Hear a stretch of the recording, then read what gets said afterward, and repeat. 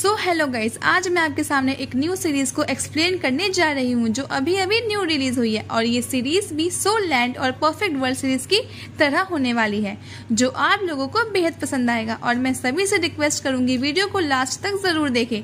तो अब और बात ना करते हुए वीडियो को शुरू करते हैं। वीडियो की और इस सीरीज की शुरुआत में हम एक लड़के को देखते हैं जो एक बीस्ट के साथ लड़ाई कर रहा था। यहाँ हमें उस लड़के का नाम डेव पता चलता है। वह बीस्ट लगातार डेव के ऊपर अटैक कर रहा था, लेकिन बीस्ट के अटैक से आसानी से बच जाता है और उसे एक लात मारकर दूर भेज देता है, जिससे वह बीस्ट पत्थर से जाकर टकराता है। इसके बाद डेव एक हैमर के पास आता है और कहता है कि आखिर मैंने इसे 10 साल के बाद हासिल कर ही लिया। और तभी दूसरी तरफ हम एक लड़के और एक लड़की को फाइट करते हुए देखते हैं। यहाँ हमें लड़की का नाम टीना और लड़के का नाम मैक्स पता चलता है। वो लोग एक दूसरे पर हमला कर रहे थे और उन दोनों की पावर बहुत ज्यादा थी, जिससे कोई भी हार नहीं मान रहा था। फिर से हम डेव को देखते हैं और वो कह रहा था, इतने सालों की मेहनत के बाद तुम्हें हासिल कर ही लूंगा। ये कहते ही वो वेस्ट हैमर को उठाने की कोशिश करता है, पर वो हैमर जमीन में गड़ा हुआ था, इसलिए वो बाहर नहीं निकल रहा था। ये देखकर डेव अपनी पावर का इस्तेमाल करता है और हैमर में एक पंच मारता है। हम देखते हैं उसके पंच में इतनी पावर होती है कि जमीन में और पहाड़ में दरारें आ जाती हैं और इससे पहाड़ टूटने लगते हैं। यहाँ दूसरी तरफ टीना और मैक्स एक दूसरे पर अटैक कर रहे थे। तभी मैक्स टीना के ऊपर एक पावरफुल अटैक करके उसे पीछे धकेल देता है और टीना से कहने लगता है कि मैं तुम्हारे ब्लड से आइस पॉइजन बनाकर उसे बेचूंगा और इसके बदले मैं तुम्हें पैसे भी दूंगा। ये सुन के टीना को उस पर गुस्सा आ जाता है, लेकिन वह घायल हो गई थी और इसी वजह से और लड़ नहीं पाती है। मैक्स उसे कहता है कि तुम इतना गुस्सा क्यों हो रही हो? मेरा प्यार तुम्हारे लिए इन बादलों की पहाड़ी की तरह है। वह ये सब बकवास कर रहा होता है और कि तभी वहाँ पर एक पहाड़ टूटकर गिरने लगता है और इसका फायदा उठाकर टीना वहाँ से भागने लगती है। उसे भागते देख मैक्स भी उसके भी पीछा करने लगता है और तभी उस पहाड़ के ऊपर से डेव सीधा टीना के ऊपर गिरता है। अब वहाँ पर मैक्स भी आ जाता है और डेव के ऊपर अटैक करने लगता है, लेकिन डेव को उसके अटैक बहुत स्लो लग रहा था और तभी वह मैक्स को एक पंच मारकर बहुत दूर भेज देता है। टीना उसकी पावर देखकर शॉक हो जाती है कि ये लड़का कितना पावरफुल है। अब डेव उसे कहता है, लड़की तुम्हें मेरे होते हुए डरने की जरूरत नहीं है।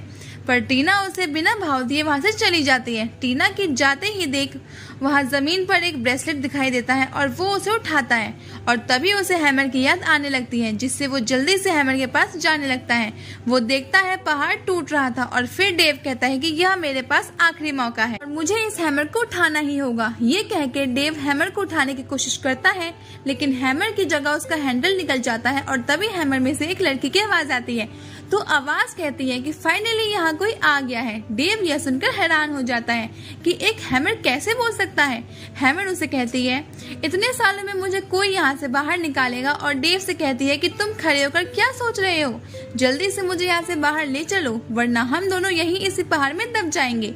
डेव हैमर को जल्दी से उठाकर बाहर भागने लगता है और भागते हुए डेव उसे हैमर को बाहर ले आता है और वो बहुत जोरों से चिल्लाता है कि फाइनली मैंने 10 साल की मेहनत के बाद इसे हासिल कर ही लिया और मैं अब इमोर्टल बनने जा रहा हूँ। डेव यह कह रहा था कि उसे एक आवाज सुनाई देती है कि तुम अपनी बकवास बंद करो और जल्दी से उस हैंडल को हैमर में लगाओ।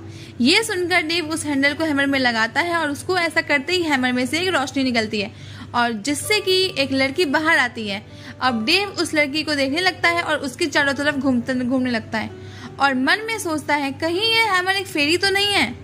वो लड़की के पास जाकर उससे पूछता है कि क्या तुम लेजेंडरी गॉडिंग हो। वो लड़की उसे मना करती है और उसे कहती है कि मैं तो बस एक लिटिल गर्ल हूँ जो हैमर में सील थी। डेव फिर से पूछता है, क्या तुम्हारे पास कोई स्पेशल स्किल है या फिर तुम किसी गुप्त मार्शल आर्ट के बारे में जानती हो। वो लड़की कहती है कि तुम अपनी ख्याली दुनिया से बाहर आओ और मेरे पास ऐसा कोई भी पावर नहीं है। अब डेव सोचता है कि इस लड़की को तो कुछ भी नहीं पता और फिर उसे वापस हैमर में जाने के लिए बोलता है, जिससे वो लड़की हैमर में जाने लगती है और डेव को बताती है कि अगर तुम मुझे वापस बुलाना चाहते हो तो बस हैमर को क्लिक कर देना और मैं वापस आ जाऊंगी।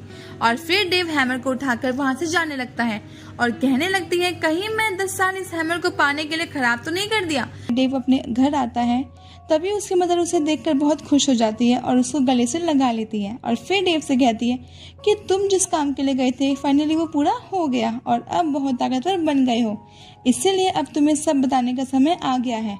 फिर वो डेव से कहने लगती है कि मैं तुम्हारी रियल मदर नहीं हूँ और जिसने तुम्हें जन्म दिया वो लेडी कोई और है।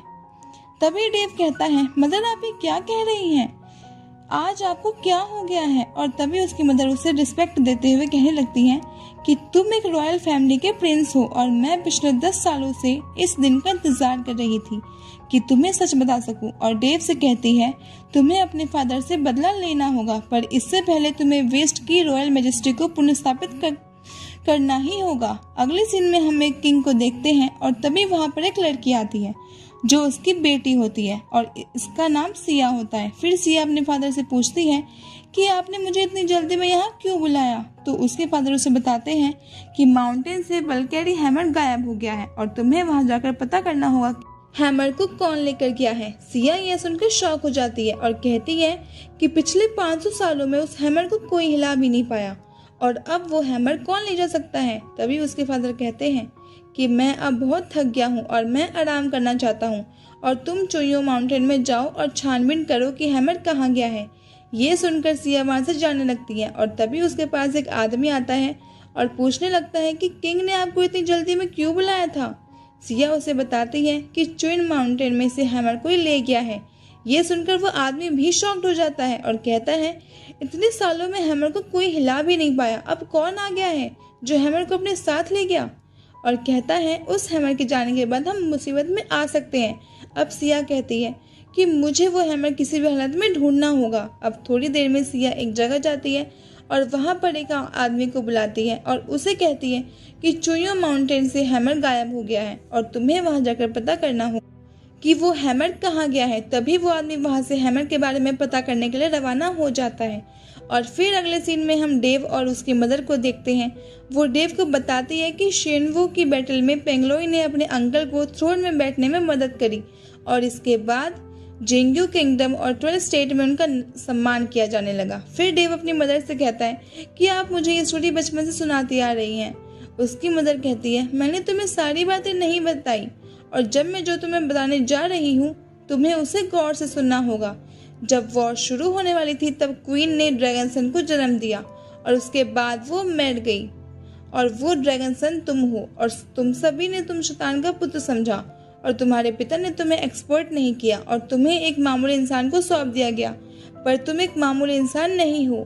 तुम्हारा नाम तुम्हें अपनी विरासत में मिला है और बचपन में तुम्हें जिससे सौंपा गया था वो लेडी मैं ही हूँ। अब डेव कहता है कि अगर वो मुझे नहीं चाहते मुझे इस बात से कोई फर्क नहीं पड़ता और आप मेरी मदर हमेशा रहोगी।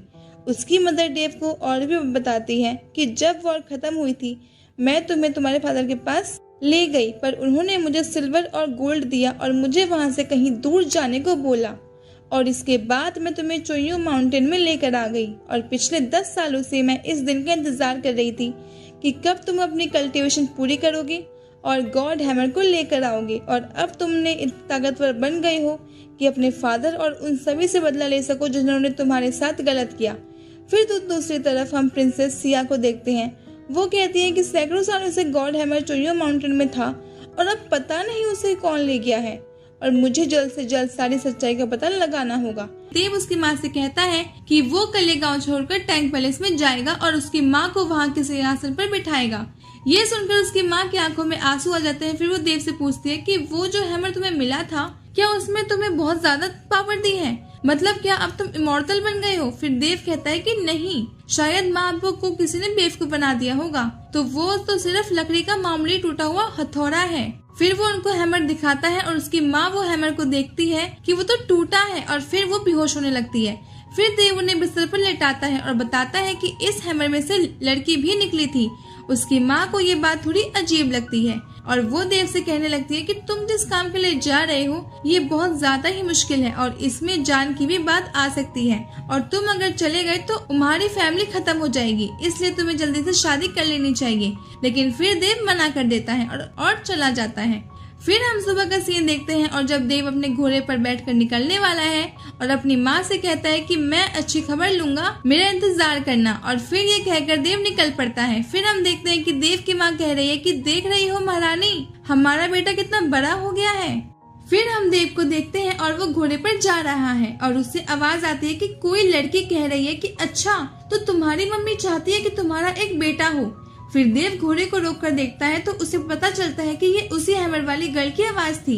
वो लड़की कहती है कि मैं तुम्हारा ये सासू माँ का टास्क पूरा कर सकती हूँ।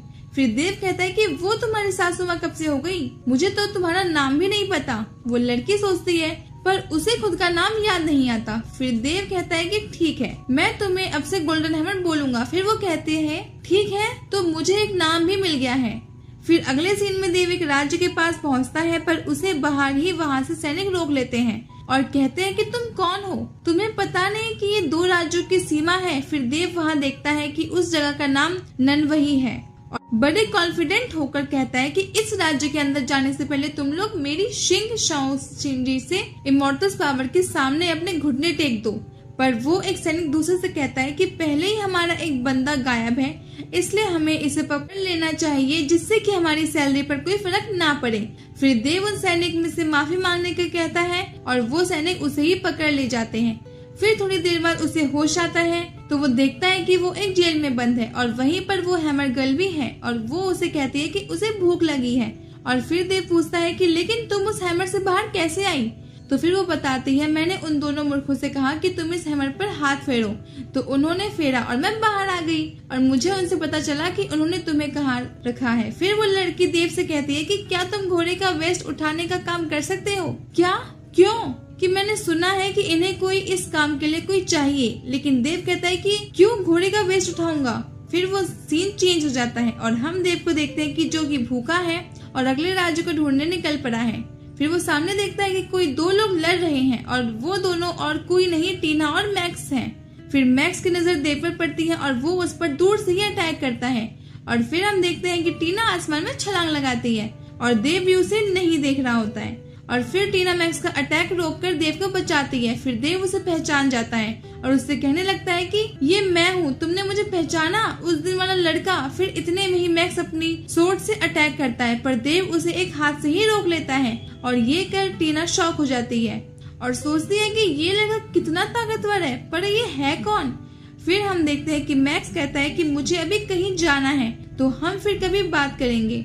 तो देव कहता है कि ठीक है, पर मैक्स देव के हाथ अपनी सोर्ड नहीं ले पा रहा था, तो वो फिर से कहता है कि अच्छा तो मैं चलता हूँ। फिर देव कहता है कि ठीक है जाओ। फिर मैक्स को कहना ही पड़ता है कि अरे मेरी सोर्ड तो छोड़ो।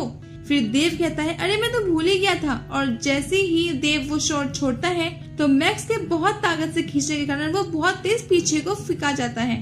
फिर टीना देव पर तलवार तान देती है। फिर देव कहता है कि मेरे पास बहुत ताकत है और मैं तुम्हें नुकसान नहीं पहुंचाना चाहता, पर टीना नहीं सुनती और देव पर अटैक करने लगती है। देव सिर्फ उन अटैक से बचने की कोशिश कर रहा था पर वो गलती से टीना को लात मार देता है और फिर टीना सीधे आसमान में उड़ जाती है। फिर देव जोर से चिल्लाता है कि मैं ये नहीं चाहता था। देव भूखा प्यासा एक जगह पहुंचता है और वो सोच रहा था कि वो लड़ाई में फंसने के कारण तो मुझे और भी भूख लग रही है और फिर उसे वो ही हैमर दिखता है। उसे बहुत ज्यादा गुस्सा आता है कि मैं इतनी तेज धूप में भूखा प्यासा चल के यहाँ आ रहा हूँ और ये यहाँ पहले से डला हुआ है। और फिर देव उस हैमर को लात से मारने लगता है और जोर जोर से उससे चिल्लाता है। फिर हम देखते हैं कि एक बुजुर्ग आदमी उसको चिल्लाते हैं कि तुम यहाँ शोर क्यों मचा रहे हो, पर वो मुझे मामूली आदमी नहीं लग रहे हैं। फिर हम देखते हैं कि देव उनसे इमॉर्टल बुक जिसमें कि इमॉर्टल्स के नाम होते हैं वो कहाँ ये पूछता है। फिर वो मास्टर कहते हैं कि तुम्हें वो क्यों चाहिए।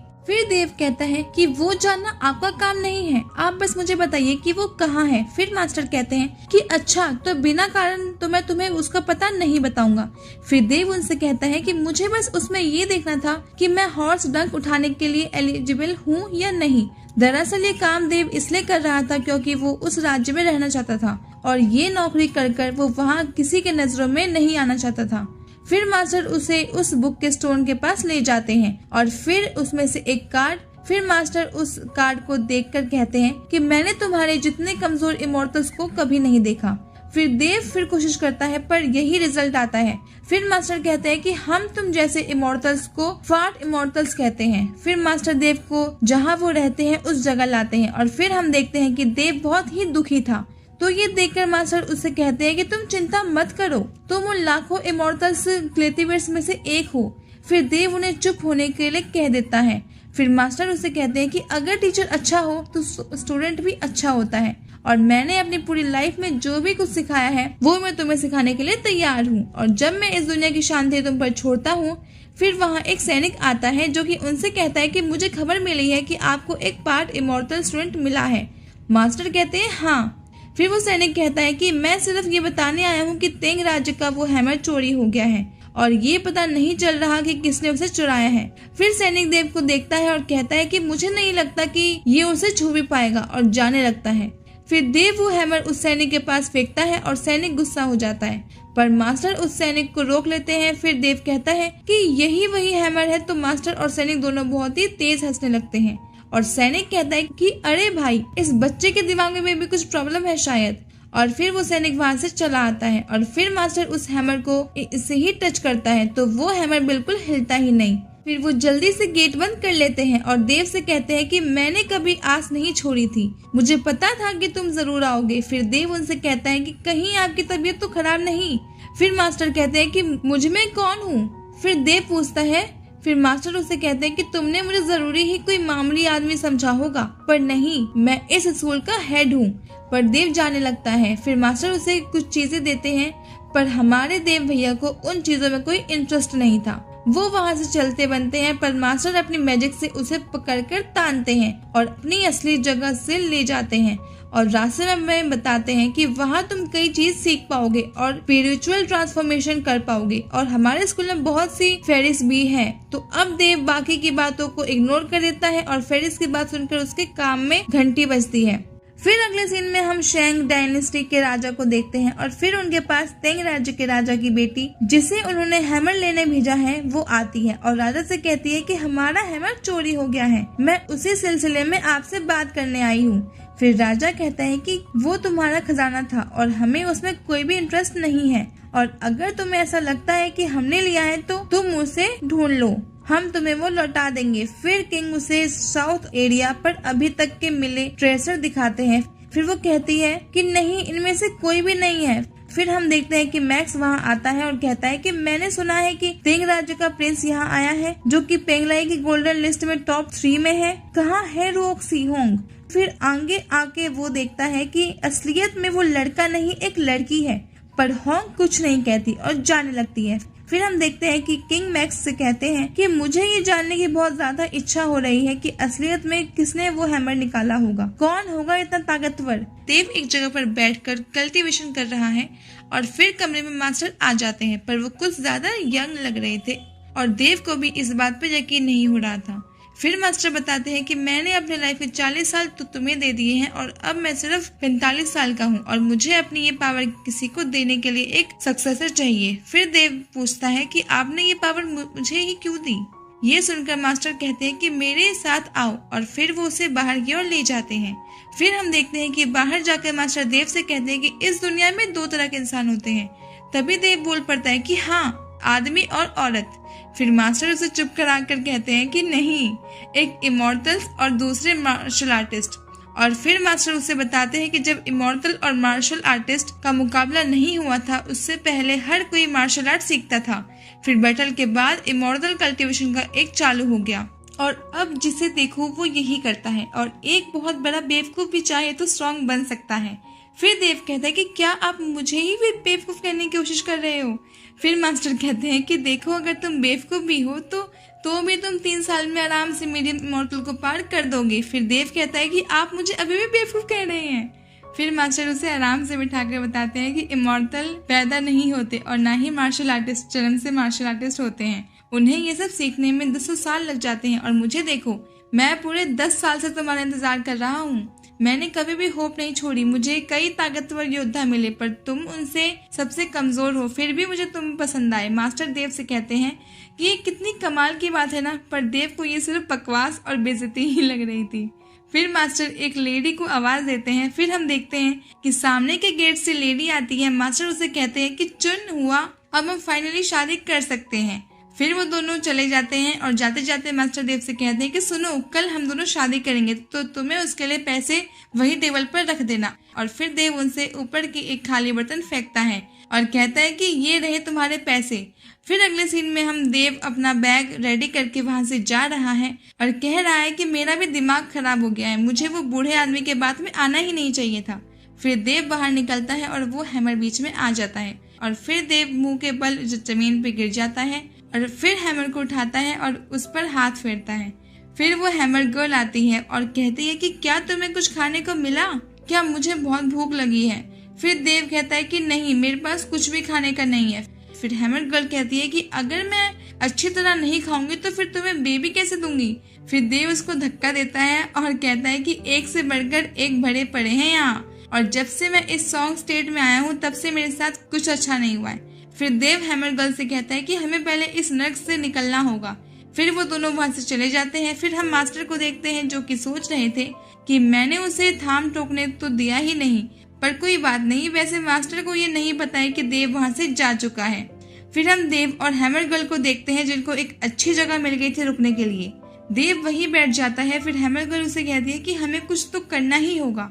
तो फिर देव पूछता है कि किस बारे में तुम? फिर वो कहती है कि सासू माँ के टास्क के बारे में।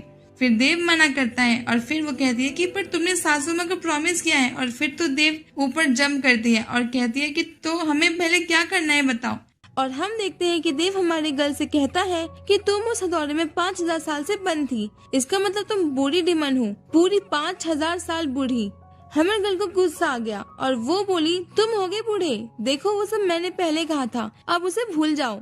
फिर देव को लगता है कि सब कुछ भूलना है तो खुश होकर कहता है हाँ ठीक है। हैमर गर्ल कहती है कि तुमने मुझे हैमर से आजाद किया, फिर तुमने मेरा नाम भी रखा, तो अब मैं फिर से तुम्हारी वाइफ हूँ। फिर देव कहता है कि लेकिन मैंने तुम्हें अपनी वाइफ माना ही नहीं। फिर हैमर गर्ल उसका कान खींचने लगती है और कहती है कि अब से तुम मुझे फेरी या फेरी प्रिटी लेडी बोलोगे, समझे। फिर हम देखते हैं कि वो हैमर गर्ल उसका कान छोड़कर भगवान के स्टैचू के पास जाने लगती है और कहती है मुझे पता है कि तुम इधर हो, मुझे एक बेबी चाहिए, इसलिए तुम्हें इधर से जाना होगा। फिर वो स्टैचू के पास पहुंचकर उस स्टैचू को हिलाने लगती है। देव कहता है कि ऐसा मत करो, ये भगवान का अनादर होगा, लेकिन वो हैमर गर्ल उस स्टैचू को खिसका कर ही मानती है। फिर हम देखते हैं कि उस स्टैचू के पीछे टीना बैठी थी और वो बोलती है ये देखो इधर पहले मैं आई थी।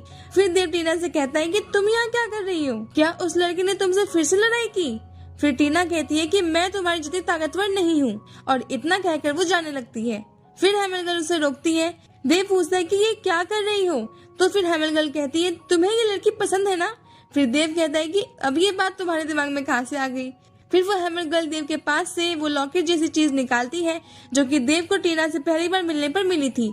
और फिर हैमर गर्ल ये भी बताती है कि टीना को अभी बहुत ज्यादा बॉडी में दर्द हो रहा है, इसलिए उसको मदद कर रही हूँ उसे मार कर। फिर टीना कहती है कि कितनी बेवकूफ ये, और हैमर गर्ल के ऊपर अटैक कर देती है, पर हैमर गर्ल उसकी शॉर्ट को पकड़ लेती है और उसे खा जाती है। फिर हम देखते हैं कि वो शॉर्ट देव के हाथ पर आ जाती है और फिर थोड़ी देर में गायब हो जाती है। फिर हैमर गर्ल कहती है कि मजा आ गया, मैं कब से भूखी थी, अब जाकर सच में कुछ अच्छा खाया है। फिर देव हैमर गर्ल से कहता है कि किसी की हेल्प करना उसे मानना नहीं होता। हैमर गर्ल पूछती है कि अच्छा तो और क्या कर सकते हैं। फिर देव कहता है कि हम उसे हिडल भी कर सकते हैं। फिर हैमर गर्ल कहती है कि अच्छा मैं कोशिश कर सकती हूँ। फिर देव टीना से कहता है कि हम बुरे लोग नहीं हैं। टीना भी मन में सोच रही थी कि ये कितने अमेजिंग लोग हैं। फिर सीन चेंज होता है और हम मैक्स को देखते हैं जो कि अपने डैड मतलब किंग से कह रहा है आप मुझे उससे फाइट नहीं करने दो, वो गोल्ड 3 की थी। फिर किंग कहते हैं कि वो जीतेंगे, डायनेस्टी की प्रिंस थी और तुम यहाँ के, इसलिए तुम थोड़ी तमीज में रहना चाहिए। फिर हम देखते हैं कि एक सैनिक वहाँ आता है और राजा को लेटर देता है जिसमें लिखा है कि मार्शल गॉड हैमर को कुनुलुन टेरिटरी में देखा गया है और अब राजा को उसे लाकर लौटाना होगा। मैक्स सोचता है कि अगर वो गॉड हैमर 8 इमोर्टल्स ने या फिर 4 संत ने नहीं चुराया है तो कौन हो सकता है। फिर हम एक लड़की को देखते हैं जो कि उस आदमी से कह रही है कि ये स्यूवे उस हैमर को ढूंढकर खुद रखना चाहता है, तुम जाके टैंक क्लैन को इस चीज की इन्फॉर्मेशन दो। फिर वो आदमी कहता है कि मुझे आपसे कुछ पूछना है। वो कहती है कि पूछो। फिर वो आदमी कहता है कि टीना पेंगलोई पेवेलियन के हाइड की करीबी है, तो क्या मैं पेट्रेज की पूछूं कि शायद वो कुछ हेल्प कर दे। फिर वो पूछती है कि क्या टीना भी यही है। फिर वो आदमी कहता है कि अगर हम उससे पूछेंगे तो टीना हमारे लिए कोई प्रॉब्लम खड़ी नहीं कर सकती। फिर वो कहती है कि ठीक है, अभी कुछ मत करो, सिर्फ उस पर नजर रखो। फिर सीन चेंज होकर वापस टेम्पल पर आ जाता है जहाँ पर टीना हैमर गर्ल से कहती है कि मुझे तुम्हारी एक और हेल्प चाहिए। फिर हैमर गर्ल पूछती है कि क्या। फिर टीना कहती है कि मैं चाहती हूँ कि देव मेरा टीचर बन जाए क्योंकि मेरे बहुत सारे दुश्मन हैं। फिर हैमर गर्ल कहती है कि ठीक है, वैसे भी तुमने देख ही लिया होगा कि देव कितना स्ट्रॉन्ग है। फिर हैमर गर्ल देव के पास जाती है और दूसरी तरफ हम देखते हैं कि वो आदमी जिसे टीना पर नजर रखने भेजा था वो टेम्पल के ऊपर से सब कुछ देख रहा होता है। फिर जब हैमर गर्ल देव के पास आ जाती है, देव के पेट में से एक रोशनी निकलती है और फिर हैमर गर्ल टीना को चिल्लाती है कि इधर आओ, देव को खून की उल्टी हो रही है। टीना को देखते हैं जो कि मास्टर जैक के कमरे से आ रही थी।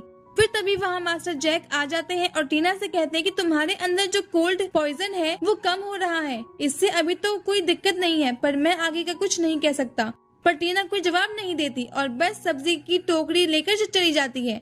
अगर हम देखते हैं कि मास्टर जैक अंदर कमरे में जाते हैं और हमारे कमरे में देव को देखते हैं, जिसको अभी भी होश आया था और वो समझ भी नहीं पा रहा था कि वो कहाँ है। और तभी मास्टर जैक अंदर आ जाते हैं और कहते हैं कि मुझे पता था कि तुम्हें कुछ भी नहीं होगा, क्योंकि ये हैमर नदियों और पहाड़ों को हिलाने के लिए बना है, ना कि यूं ही खत्म हो जाने के लिए।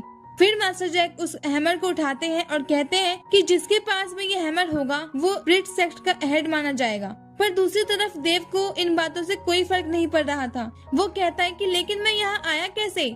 पर मास्टर भी अभी बातों में ही बिजी थे और ये कह रहे थे कि हैमर में कुछ कमी लग रही है, हाँ इसका हैंडल तो है ही नहीं। फिर देव उनके हाथों में से हैमर को ले लेता है। फिर मास्टर कहते हैं कि देखो अभी तुम्हारी तबीयत पूरी सही नहीं हुई है, इसलिए तुम थोड़ा आराम करो। लेकिन फिर देव खड़ा हो जाता है और कहता है कि मैंने आपको मेरा टीचर बनने नहीं कहा था, आप मुझे बस इतना बताओ कि मेरे बेहोश होने के बाद क्या क्या हुआ और मुझे खून की उल्टी क्यों हो रही थी। फिर मास्टर उसे बताते हैं कि तुम्हारे अंदर अब मेरी पावर है और यहाँ 3 प्रकार की वर्ल्ड्स है और तुमने अभी तक एक में भी प्रैक्टिस नहीं की है। फिर देव बड़े कॉन्फिडेंस से कहता है कि ठीक है मैं प्रैक्टिस करूंगा, पर मुझे बहुत भूख लगी है। फिर मास्टर जैक उसे चाय देते हैं और बताते हैं कि सीक्रेट बुक और सक्सेस के मुताबिक अगर तुम्हें कम उम्र में ही अच्छा कल्टीवेटर बनना है तो तुम्हें अपनी बॉडी के अंदर प्योर यंग हार्मोन को लाना होगा। ये हार्मोन एक मेल हार्मोन है, ये तुम्हारा मूड या एटीट्यूड को कंट्रोल करता है। फिर देव तुरंत खड़ा होता है और मास्टर जैक से कहता है कि तुम इंसानों की तरह बात नहीं कर सकते क्या? फिर मास्टर जैक कहते हैं कि देखो ये एक्सरसाइज टोटल 9 लेवल की होती है और तुम दूसरे लेवल में तभी पहुंचोगे जब तुम किसी भी लड़की के कांटेक्ट में नहीं जाओगे। फिर देव तुरंत कहता है कि अच्छा तो मतलब आप तो कभी भी दूसरे लेवल तक पहुंचे ही नहीं होंगे। फिर मास्टर जैक कहते हैं कि नहीं, मैं पूरे 40 साल इंतजार किया था। फिर देव कहता है कि अच्छा तो इसलिए जैसे मैं मिला तो आप सबसे पहले शादी करने के लिए भागे। फिर मास्टर जैक कहते हैं कि देखो मुझे ऐसे शर्मिंदा मत करो। लेकिन फिर देव उनको लात मारता है और कहता है कि तुम मेरे टीचर नहीं हो और फिर मास्टर गिर पड़ते हैं। फिर मास्टर खड़े होकर कहते हैं कि प्लीज मुझे अपना टीचर बना लो, पर देव उन्हें मना कर देता है और उनको टोकन उसे दिया था वो लौटा देता है और कहता है कि ये टोकन मुझे नहीं चाहिए, ये लीजिए आपका ये डोर जैसे दिखने वाला टोकन। फिर मास्टर जैक कहते हैं कि तुमने बिल्कुल सही पहचाना, ये डोर ही है, ये एक यूनिवर्स डोर है। फिर देव थोड़े इंटरेस्ट के साथ पूछता है कि अच्छा तो इसका आप लोग करते क्या हो? फिर मास्टर जैक उसे वो डोर लेकर दूर से उसकी तरफ फेंकते हैं। फिर देव उस डोर को पकड़ लेता है। अब मास्टर जैक बताते हैं कि देखो इसके लिए कई दिनों की मेहनत लगती है, अगर मैं इसे गलत तरीके से फेंकता हूँ तो तुम अभी जिंदा नहीं बचते और फर्क पड़ते। ये सुनने के बाद देव से रहा नहीं जाता और वो मास्टर जैक को ऐसे लात मारता है कि मास्टर सीधे आसमानों की ऊंचाइयों में खो जाते हैं। पर जाते जाते वो कहकर जाते हैं कि मैं वापस आऊंगा। फिर हम देखते हैं कि टीना वहाँ आती है और देव से कहती है कि मास्टर खाना खा लो। फिर देव उससे पूछता है कि तुम मुझे मास्टर क्यों कह रही हो? तभी हैमर गर्ल वापस आ जाती है और कहती है कि हाँ अब से तुम इसके मास्टर ही हो, और फिर वो देव को खींचकर खाने के लिए ले जाती है। अब अगले सीन में हम एक राजा को देखते हैं जो कि थोड़ा चिंता में था और फिर वो अपने एक आदमी को बताता है कि जीपेन में हमें ऑर्डर दिया है कि हमें अपनी पूरी पावर उस हैमर को ढूंढने के लिए लगानी होगी। फिर वो आदमी कहता है कि हम कब तक ऐसे ही हुक्म मानते रहेंगे? फिर राजा कहता है कि तुम अपना मिशन मत भूलो, उस हैमर को ढूंढकर पेंगाई तक पहुंचा दो। अब वो सोल्जर वहाँ से गायब हो जाता है। फिर वो राजा सोचता है कि हम हमेशा तो ऐसे कठपुतली बनकर नहीं रह सकते। फिर वो किसी एक को लेटर लिखता है और उस लेटर में वो लिखता है कि तुम्हें वो हैमर 10 दिन के अंदर ढूंढना है। टीना देव और हैमर गर्ल को खाने के लिए लेके आती है और अब तो टेबल पर खाना खा रहे हैं। हैमर गर्ल टीना की बहुत तारीफ कर रही थी कि मैंने तो अभी तक इतना अच्छा खाना कभी नहीं खाया है। फिर टीना देव से कहती है कि मुझे तुम्हारी वो स्पेशल फाइटिंग टेक्निक सीखनी है, पर देव उसे रोकता है और अपने पॉकेट से एक बैच निकालकर उसे बताता है कि देखो मैं एक फार्ट इमॉर्टल हूँ। फिर टीना कहती है कि क्या तुम मुझसे मजाक कर रहे हो, तुम एक सच में एक जूनियर मॉर्टल हो। फिर देव कहता है कि हाँ, और ये तो सबसे वीक ही होते हैं, इसलिए मैं अभी तुम्हारा मास्टर बनने के लिए क्वालिफाइड नहीं हूँ। पर टीना नहीं मानती। वो देव से रिक्वेस्ट करती है कि मुझे अपना स्टूडेंट बना लो। फिर देव कहता है कि इसका क्या मतलब है, मैं तो अभी इतने कम लेवल पर हूँ, तुमको मुझसे क्या सीखने मिलेगा। फिर टीना कहती है कि चारों स्टेट्स में कई कल्टीवेटर हैं, पर ज्यादातर तुम खुद को फोर्स करते हो, कोई दिल से कल्टीवेशन नहीं करता, इसलिए उनसे मुझे कुछ सीखने नहीं मिलेगा। फिर वो देव को बताती है कि जब वो छोटी थी तब उसने हजारों साल पुराना एक आइस वॉर्म खा लिया था, तो अब उसमें ये आइस पावर आ गई है। टीना बताती है कि मैं पोंगलाई के एक मास्टर की स्टूडेंट थी, पर मैं नहीं चाहती कि मेरी पावर किसी के कंट्रोल में हो, मैं खुद को सबसे आगे जाना चाहती हूँ। अब देव ये सुनकर कहता है कि बहुत अच्छा ड्रीम है, और ड्रीम तो देखना ही चाहिए, मैं भी देखता हूँ। मेरे तो 2 ड्रीम है, पहला कि मैं मेरी माँ का ख्याल रखूँ और दूसरा कि मैं चारों स्टेट में घूमना चाहता हूँ। अब हैमर गर्ल कहती है कि मेरे को तो बस मेरी सासू माँ को एक बेबी देना है। अब देव की नजर टेबल पर पड़ती है, पर वो देखता है कि सब खाना खत्म हो चुका है।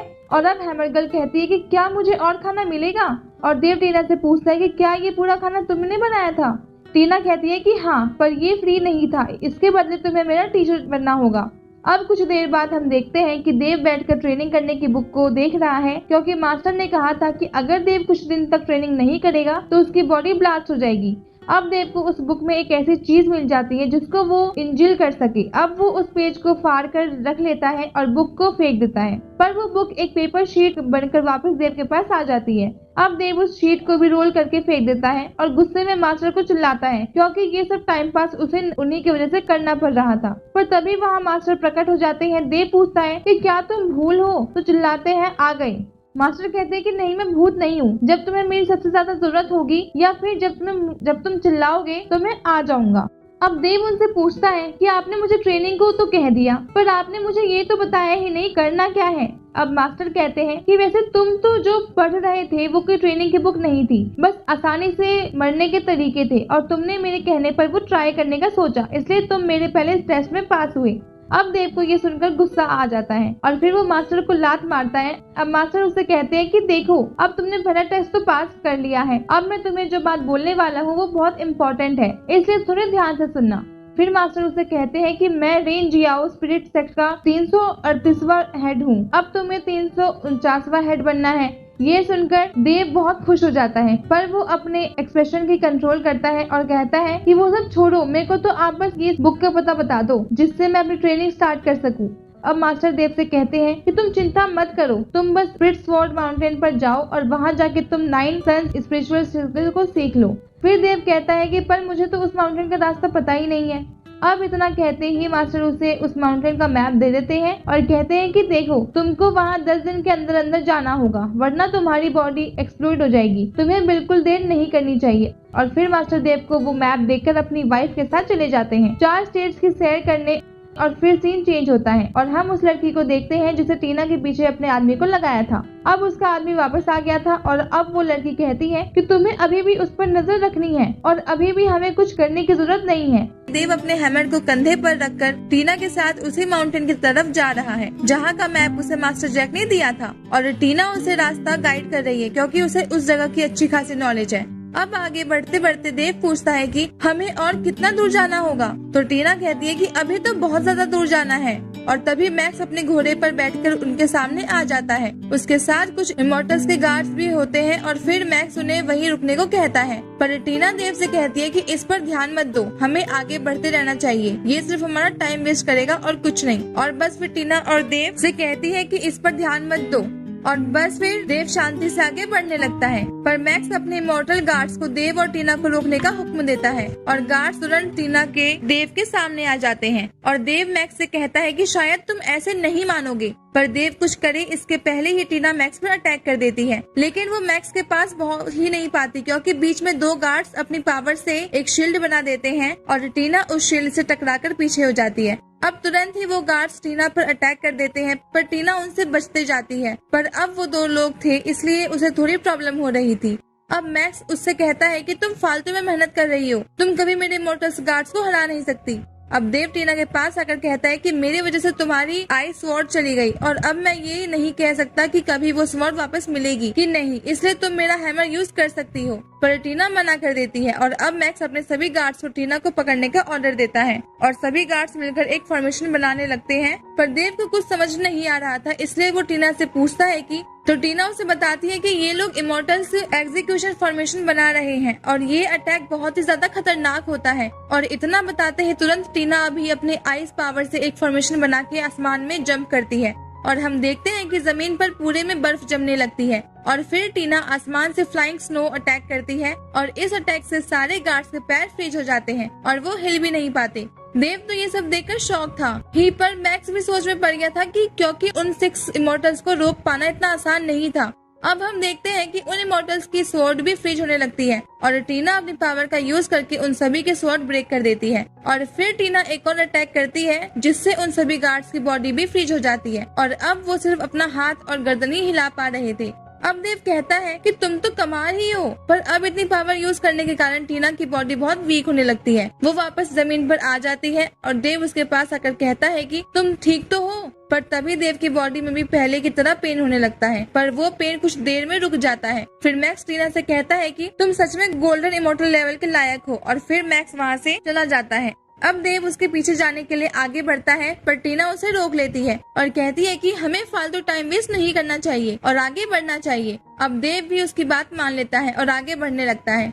अब कुछ दूर आगे बढ़ते ही मौसम खराब होने लगता है। देव टीना से पूछता है कि ये मौसम खराब क्यों होने लगा, तो टीना कहती है कि ये किसी मुसीबत की निशानी है। अभी हम सॉन्ग राज्य के बाहर है और आगे से उनका राज्य चालू होने वाला है। इसका मतलब ये शायद कैन होगा, वो पेंगलोई इमोर्टल लिस्ट में टॉप पर है। ये सुनकर देव कहता है कि तुम उस लिस्ट में टॉप 10 पर हो और तुमने अभी 6 इमोर्टल्स गार्ड्स को कुछ सेकंड में ही हरा दिया है, तो क्या हमें अभी भागना नहीं चाहिए? पर तभी रेत का तूफान आने लगता है और टीना कहती है कि अब भागने के लिए हमें बहुत देर हो चुकी है। अब तूफान की वजह से सामने का कुछ भी नहीं दिख रहा था, पर टीना फिर भी सामने की ओर आइस नीडल से अटैक करती है। फिर हम सामने एक घोड़े पर बैठे एक आदमी को देखते हैं जो कि 3 गार्ड्स के साथ आ रहा था। अब वो टीना और देव के पास आ गए थे और फिर उन 3 में से एक गार्ड टीना और देव से कहता है कि तुम्हें इतना भी नहीं पता कि तुम्हारे मास्टर कैन के सामने झुकना चाहिए। पर देव उसकी कुछ नहीं सुनता और कैन की बेइज्जती करने लगता है। अब उस गार्ड को बहुत गुस्सा आ जाता है और वो देव की गर्दन पर अपना भाला रख देता है, पर टीना उसकी भाले को टच करती है और उस भाले को फ्रीज करके तोड़ देती है। फिर कैन टीना से कहता है कि तुम कैसी ही बहन हो। ये सुनकर देव टीना से पूछता है कि क्या ये तुम्हारे भाई हैं? फिर कैन कहता है कि जैसा कि मैंने सोचा था तुम वैसे ही हो, और वैसे भी तुम लेजेंडरी एजेंट इमोर्टल में से एक की स्टूडेंट जो थी और वो तुम्हें अपना स्पेशल स्टूडेंट भी मानते थे, तो क्या मैं तुम्हें जूनियर कहकर बुला सकता हूँ? फिर देव कैन से कहता है कि तुम क्या यहाँ हमें घोड़ा देने आए हो? अब कैन देव से कहता है कि तुम मुझसे बोल रहे हो क्या, पर हम हो कौन? तो देव जवाब देता है कि तुम्हारी बहन का मास्टर हूँ। और फिर देव के इतने एटीट्यूड में बात करने के कारण केन को गुस्सा आने लगता है और फिर वो अपनी फायर स्वॉर्ड को समन कर लेता है और ड्रैगन डांस अटैक के लिए रेडी हो जाता है। दूसरी तरफ टीना भी अपनी आइस पावर के साथ रेडी थी। अब कैन अपनी स्वॉर्ड से ड्रैगन डांस अटैक करता है। इसमें उसकी पूरी बॉडी में से एक ऑरा निकलने लगता है और उस ऑरा में से 2 ड्रैगन स्पिरिट निकलती है और वो स्पिरिट सीधा टीना के ऊपर अटैक कर देती है। पर टीना भी अपनी आइट शील्ड की मदद से बच जाती है और उसके अटैक को अपनी स्वॉर्ड से रोक लेती है। पर वो अब समझ चुकी थी कि ये लड़ाई इतनी आसान नहीं होगी। अब हम देखते हैं कि टीना और कैन दोनों में स्वॉर्ड फाइट हो रही है और दूसरी तरफ देव उन्हें देखकर वहीं बैठ जाता है और सोचता है कि अब बचा हुआ दिन भी ऐसे ही वेस्ट हो जाएगा। अब हम देखते हैं कि पीछे से देव को वही लड़की देख रही थी जिसने कि टीना के ऊपर नजर रखने के लिए अपना एक सोल्जर लगाया था। उस लड़की का नाम रूबी है। अब रूबी अपने सोल्जर को इशारा करती है कि जाके वो हैमर लेकर आओ। अब वो सोल्जर फुल स्पीड में देव के पास जाता है और अपनी स्वॉर्ड से देव पर पीछे से वार करता है। पर देव भी इतना कच्चा खिलाड़ी नहीं था, वो तुरंत ही उस सोल्जर की प्रेजेंस महसूस कर लेता है और तुरंत ही हट जाता है। इसी कारण सोल्जर नीचे गिर जाता है और देव उस पर पैर रख देता है। लेकिन अब सोल्जर खड़ा होकर फिर से देव पर अटैक करने लगता है। अब देव उसके अटैक से बचते हुए उस सोल्जर को एक लात मार देता है और वो सोल्जर सीधा उसी घर में जाकर गिर जाता है। अब देव अपने हैमर को खोलकर फिर से आराम से बैठ जाता है और शो एंजॉय करने लगता है। अब हम देखते हैं कि टीना में और कैन में मस्त फाइट चल रही थी। अब टीना कैन पर आइस पावर से अटैक करती है और इससे कैन को भी थोड़ी बहुत चोट लग जाती है और दूसरी ही तरफ देव दूर से टीना को चीयर्स कर रहा था। फिर हम देखते हैं कि रूबी देव के पास आती है और उससे कहती है कि शायद टीना को थोड़ी हेल्प की जरूरत है। वैसे केन पिछले 10 साल से क्वीनलैंड को प्रोटेक्ट कर रहा था। अब देव रूबी से पूछता है कि तुम हो कौन? अब रूबी उस चीज का जवाब ना देकर उससे ही उल्टा सवाल करती है, क्या तुम ही वो आदमी हो जिसने वो चिन्यून माउंटेन से हैमर चुराया था? अब देव उससे कहता है कि तुम्हें मुझसे क्या चाहिए? तो रूबी कहती है कि मुझे ये हैमर वापस चाहिए। तो अब देव उससे कहता है कि ठीक है, ये रहा हैमर, ये टूट गया है और अगर तुम्हें इसे लेना है तो ले लो। अब रूबी शॉक होकर देव से पूछती है कि क्या ये वही हैमर है जिसका नाम ऑफ गॉड है, पर ये टूटा कैसे? अब देव सिर हिलाकर कहता है और दे देता है और कहता है कि अब जो वो है सो है। फिर उनकी नजर फाइट पर जाती, जहाँ टीना बहुत अच्छे से फाइट कर रही थी, पर कैन उससे ज्यादा ताकतवर था, इसलिए अब टीना कैन पर स्वॉर्ड से डायरेक्ट अटैक करने जाती है, पर कैन भी उस पर अपनी स्वॉर्ड से अटैक करता है। तो वहाँ एक बहुत तेज ब्लास्ट होता है और टीना की आइस स्वॉर्ड पूरी तरह से टूट जाती है, पर कैन की स्वॉर्ड को कुछ भी नहीं हुआ था, इसीलिए कैन फिर से टीना पर अटैक करने के लिए आगे बढ़ता है। पर तभी देव आकर कैन का हाथ पकड़ लेता है और फिर उसे घुमाकर दूर फेंक देता है। अब ये देखकर वहाँ के सोल्जर और टीना सब शॉक्ड हो जाते हैं और रूबी ये देखकर सोच रही थी कि ये तो होना ही था, क्योंकि जिस लड़के को हैमर खुद चुनेगा वो किसी गॉड से कम नहीं हो सकता। फिर रूबी की नजर उस हैमर पर पड़ती है और वो सोचती है कि क्यों ना मैं इसे चुरा लूं, पर फिर उसके दिमाग में आता है कि मैं तो जितेंग राज की प्रिंसेस हूँ, तो क्या ये चोरी करना सही रहेगा? पर वो सोचती है कि भले ही ये बिल्कुल गलत आइडिया हो, पर ये गॉड हैमर बहुत इम्पोर्टेंट है, इसलिए वो उस हैमर को लेकर चली जाती है।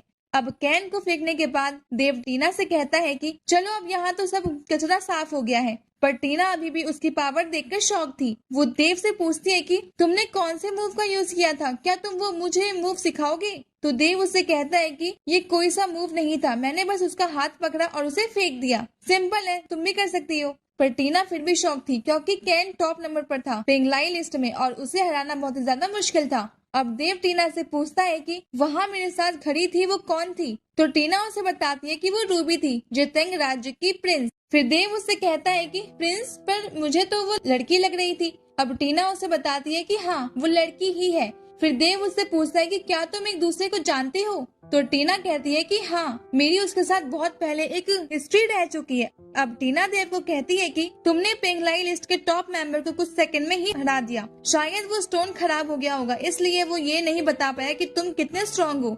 फिर देव उससे कहता है कि मुझे उससे कोई फर्क नहीं पड़ता, वो वैसे भी एक नॉर्मल सर्टिफिकेट ही है। अब देव और टीना उस माउंटेन की ओर आगे बढ़ने लगते हैं। अब पीछे से रूबी उन्हें देख रही थी और देव के बारे में सोच रही थी कि तुमने इतनी मुश्किल से वो हैमर को वहाँ से निकाला होगा और इतनी आसानी से मुझे दे दिया। अभी तो ये हैमर राज्य में वापस के जाना जरूरी है, पर मैं एक दिन तुम्हें भी अपने साथ ले जाऊंगी। अब टीना और देव कुछ दूर चलते हैं कि देव को हैमर के बारे में याद आता है। अब देव के पास हैमर का आधा हिस्सा तो था ही, तो वो सोचता है कि इसका बाकी हिस्सा कहाँ गया। अब उसको रूबी के बारे में याद आता है और वो पीछे मुड़कर देखता है और उसे रूबी उस घर के छत पर दिखती है। फिर देव रूबी से पूछता है कि क्या तुम सच में वो हैमर चुराने के लिए आई थी? पर रूबी कुछ जवाब नहीं देती और वहाँ से गायब हो जाती है। अब देव टीना से पूछता है कि तुम्हें क्या लगता है कि रूबी हैमर चोरी करके कहाँ जा सकती है? फिर टीना उसे बताती है कि जरूर वो अपने घर गई होगी। अब देव उससे कहता है कि तो मतलब हैमर के लिए हमें फिर से पीछे जाना होगा, पर क्या उस जगह कोई कोर्ट होगा जिससे हम उससे लड़की की कंप्लेंट कर सके? लेकिन टीना उसकी बात पर ज्यादा ध्यान नहीं देती, क्योंकि पहली बात रूबी उस राज्य की प्रिंस है और दूसरी और मैंने बात ये हैमर तो देव नहीं चुराया था। फिर टीना देव से कहती है कि वहाँ एक स्टोन है जिससे तुम हाई लेवल इमोर्टल्स में आ जाओगे। अब देव उससे कहता है कि तुम्हें मेरे इमोर्टल बनने की इतनी पड़ी है? तो टीना कहती है कि नहीं, मुझे क्या, जैसे तुम चाहो। अब सीन चेंज हो जाता है और हम कैन को देखते हैं जो कि पहाड़ के ऊपर एक डाली के सहारे लटका हुआ है, क्योंकि जब देव ने उसे फेंका था तब वो सीधा वहीं आकर गिरा था। अब हम देखते हैं कि वो डाली वजन के कारण टूट जाती है और कैन सीधे सीधे नीचे गिरने लगता है, पर कैन की किस्मत अच्छी थी इसलिए वो सीधे एक बर्ड के बड़े से घोंसले में गिर जाता है। फिर उसकी नजर वहाँ एक चीज पर पड़ती है जो कि बहुत चमक रही थी। वो उसे जैसे ही देखता है वो चौंक जाता है, क्योंकि वो कोई मामूली चीज नहीं थी, वो डिवाइन वेपन लिस्ट का नंबर 4 का वेपन है और ये उसके बंगाऊ ब्लेड से कई गुना ज्यादा ताकतवर है। अब कैन उस वेपन को हवा में फेंकता है और वो वेपन हवा में उड़ने लगता है। फिर कैन उस वेपन पर चढ़ जाता है और उड़ाने लगता है और फिर वो खुद से बातें करता है कि ये डिवाइन वेपन से मैं कहीं भी उड़ सकता हूँ। वो लड़का मेरे लिए बहुत लकी था, अब मैं उसे अपने साथ ला कर ही रहूंगा। कि देव और टीना दोनों हैमर लेने के लिए गुल्लुन स्टेट में आ पहुंचे थे। अब उस जगह को देखकर देव कहता है कि ये जगह तो बहुत ज्यादा ही अच्छी है। फिर टीना उसे बताती है कि होगी भी क्यों नहीं, यहाँ की जनरल कमांड बेस चारों स्टेट्स में सबसे बड़ा है और इस स्टेट में ही अभी तक का सबसे बड़ा स्पिरिट स्टोन मिला है। अब देव टीना से कहता है कि ठीक है, तो हम पहले उसे देखेंगे फिर हैमर के लिए निकलेंगे। फिर वो आजू बाजू देखता है और कहता है कि सच में ये जगह जगह कितने अच्छे तरीके से बनाई गई है। अब दोनों उस जगह पहुंच चुके थे जहां पर वो स्पिरिट स्टोन रखा हुआ है, लेकिन उनके सामने एक बहुत बड़ा गेट था और उन्हें उस गेट के अंदर जाना था। तभी वो वहाँ पर कैन आ जाता है और वो आकर देव से कहता है कि अरे तुम तो मेरे संग काम करने के लिए खुद ही यहाँ पर आ गए। अब देव सोच रहा था कि ये कैसा पागल है जो कि खुद को पीटने पर इतना खुश हो रहा है, पर तभी कैन अपने मैजिक से 4th डिवाइन वेपन को समन कर लेता है और उन्हें बताता है कि वेपन को ये देखो, जब मैं फाइट के दौरान खुद उठकर गया था तो मुझे एक जगह पर ये वेपन मिला। अब देव उससे कहता है कि अच्छा तो तुम अब खुद उड़कर गए थे। फिर कैन उससे कहता है कि ये बात इतनी इम्पोर्टेंट नहीं है, मेन बात ये है कि मुझे ये डिवाइन वेपन मिला। अब देव उससे कहता है कि ठीक है तो कॉन्ग्रेचुलेशंस। अब कैन जोर से आवाज लगाता है कि गेट को खोलो और तभी एक सिपाही गेट खोलता है और कैन उसे बताता है कि ये देव और टीना हमारे मेहमान हैं। और फिर कैन देव और टीना को लेकर अंदर चला जाता है और अंदर जाने के बाद वो देव से पूछता है कि क्या तुम्हें अभी तक तुम्हारा मोटर लेवल नहीं पता? तो देव उससे कहता है हाँ मुझे पता है, मैं एक 4th लेवल का इमोर्टल हूँ। तो ये सब सुनकर थोड़ा शॉक हो जाता है कैन और कहता है कि क्या सच में तुम ऑर्डिनरी इमोर्टल हो? फिर देव उसे बताता है कि हाँ मैंने पहले भी स्पिरिट स्टोन पर चेक कराया था, उसमें मुझे यही आया था कि मैं एक 4th इमोर्टल हूँ। तो ये सुनकर कैन उसे कहता है कि शायद वो चेकिंग स्टोन खराब हो गया होगा, मैं तो यही बोलता हूँ कि तुम्हें फिर से तुम्हारा इमोर्टल टेस्ट करके देखना चाहिए। देव उससे कहता है कि ये इतना जरूरी नहीं है। अब हम देखते हैं कि कैन उन दोनों को उस स्टोन के पास ले आया था। अब हम देखते हैं कि वो स्टोन बहुत ज्यादा ही बड़ा है और उसमें कुछ नाम भी लिखे हैं जो कि 8 इमोर्टल्स के नाम हैं। अब कैन बताता है कि ये देखो, ये स्पिरिट स्टोन अभी तक का सबसे बड़ा और बहुत पावरफुल स्पिरिट स्टोन है। फिर कैन उन्हें कहता है कि ये देखो, इस पर नाम भी लिखे हुए हैं, ये नाम खुद 8 इमोर्टल से लिखे हैं अपनी पहचान के लिए, क्योंकि इस स्टोन पर अपनी पहचान छोड़ना कोई मामूली बात नहीं है। अब कैन कहता है कि यहाँ पर देखो, ये नाम टीना के मास्टर का है, ये उन्होंने ही लिखा था। अब कैन देव से कहता है कि तुम यहाँ पर अपना इमोर्टल टेस्ट करके देख सकते हो। फिर देव भी बोलता है ठीक है तो मैं भी टेस्ट करके देख लेता हूँ, कहीं कुछ अलग आ जाए। तो फिर कैन उस स्टोन को एक्टिवेट कर देता है और देव को अपना हाथ रखने को कहता है। अब देव उस पर हाथ रख देता है तो एक बार फिर उसमें से एक कार्ड निकल कर आता है। उस कार्ड को देखकर कैन बताता है कि अभी भी इसमें तो यही आ रहा है कि तुम ऑर्डिनरी इमोर्टल हो। अब देव उससे कहता है कि मैं तो पहले ही बोल रहा था, तुम ही नहीं मान रहे थे। फिर देव टीना से एक बार ट्राई करने को कहता है। फिर टीना कहती है कि क्या मैं? तो देव उसको बोलता है कि हाँ तुम चेकिंग रहने दो, तुम सिर्फ उस स्टोन को स्पिरिट स्टोन पर निशानी छोड़ने का ट्रेन करना। और फिर टीना स्टोन के पास जाती है और अपनी पूरी पावर का यूज करती है। अब हम देखते हैं कि कुछ देर बाद स्टोन पर निशान आने लगे थे। अब देव भी ट्राई करने के लिए जाता है और बहुत कोशिश करता है, पर उस स्टोन पर एक लाइन भी नहीं पड़ रही थी। अब देव रुक जाता है, पर उनका उस स्टोन पर ध्यान जाता है और वो देखते हैं कि उस स्टोन पर खून लग गया है। फिर कैन देव से कहता है कि तुम सच में हमसे कुछ छुपा तो नहीं रहे हो ना? अब देव उससे कहता है कि नहीं नहीं, मैं कुछ भी नहीं छुपा रहा हूँ, और अगर तुम्हें यकीन ना हो तो मैं इस स्टोन पर मंच मार के दिखाता हूँ। और फिर देव उस स्टोन पर अपनी पूरी ताकत के साथ पंच मारता है, लेकिन उस पर कुछ भी नहीं होता। तो अब देव कहता है कि देखा, मैंने तो पहले ही बोला था ना कि उसको कुछ नहीं होगा। लेकिन तभी हम देखते हैं कि अचानक से वो स्टोन टूटने लगता है। अब देव हमारी तरफ देखकर कहता है कि मुझे लग रहा है कि हम बहुत ज्यादा बड़ी प्रॉब्लम में फंसने वाले हैं। हम कुछ सोल्जर्स को देखते हैं जिनके चेहरे पर मास्क लगा हुआ है और वो पूरी तरीके से आइज में जमे हुए हैं, और हमें दूसरी तरफ कुछ लोग दिखाए जाते हैं जो पूरी तरीके से ब्लैक कपड़े में थे, और फिर वो लोग इन सोल्जर्स पर अटैक कर देते हैं और ये सीन वहीं खत्म हो जाता है। अगले सीन में हम एक ओल्ड मैन को देखते हैं। ओल्ड मैन के बारे में हम आपको बता दें कि वो ओल्ड मैन एक केयर टेकर था, और वो केयर टेकर देव और टीना के लिए कैन ने रखा था। जब वो स्पिरिट स्टोन टूट गया था उसके बाद कैन ने देव और टीना को वहाँ पर रहने के लिए जगह दी थी। और आगे हम देखते हैं कि ओल्ड मैन घर के अंदर जाते हैं और देखते हैं वहाँ कोई भी नहीं है। अब वहीं सीन चेंज होता है और हम देखते हैं कि देव और टीना घोड़े पर जल्दी जल्दी उस सिटी में भाग रहे हैं। फिर हमें पता चलता है कि देव और टीना ने रात भर उस हैमर को पूरी सिटी में हर जगह ढूंढा था, पर वहाँ हैमर कहीं पर भी नहीं मिला। अब उन्हें लगता है कि वो हैमर उस सिटी में नहीं है, इसलिए अब वहाँ से निकल जाते हैं। अब रास्ते में हम देखते हैं कि देव टीना से कहता है, मुझे तो लगता है कि रूबी उस हैमर को लेकर कहीं और ही चली गई होगी, क्योंकि वो उनका नेशनल ट्रेजर है, इसलिए वो इतने आसानी से हमें उसे नहीं ढूंढने देंगे।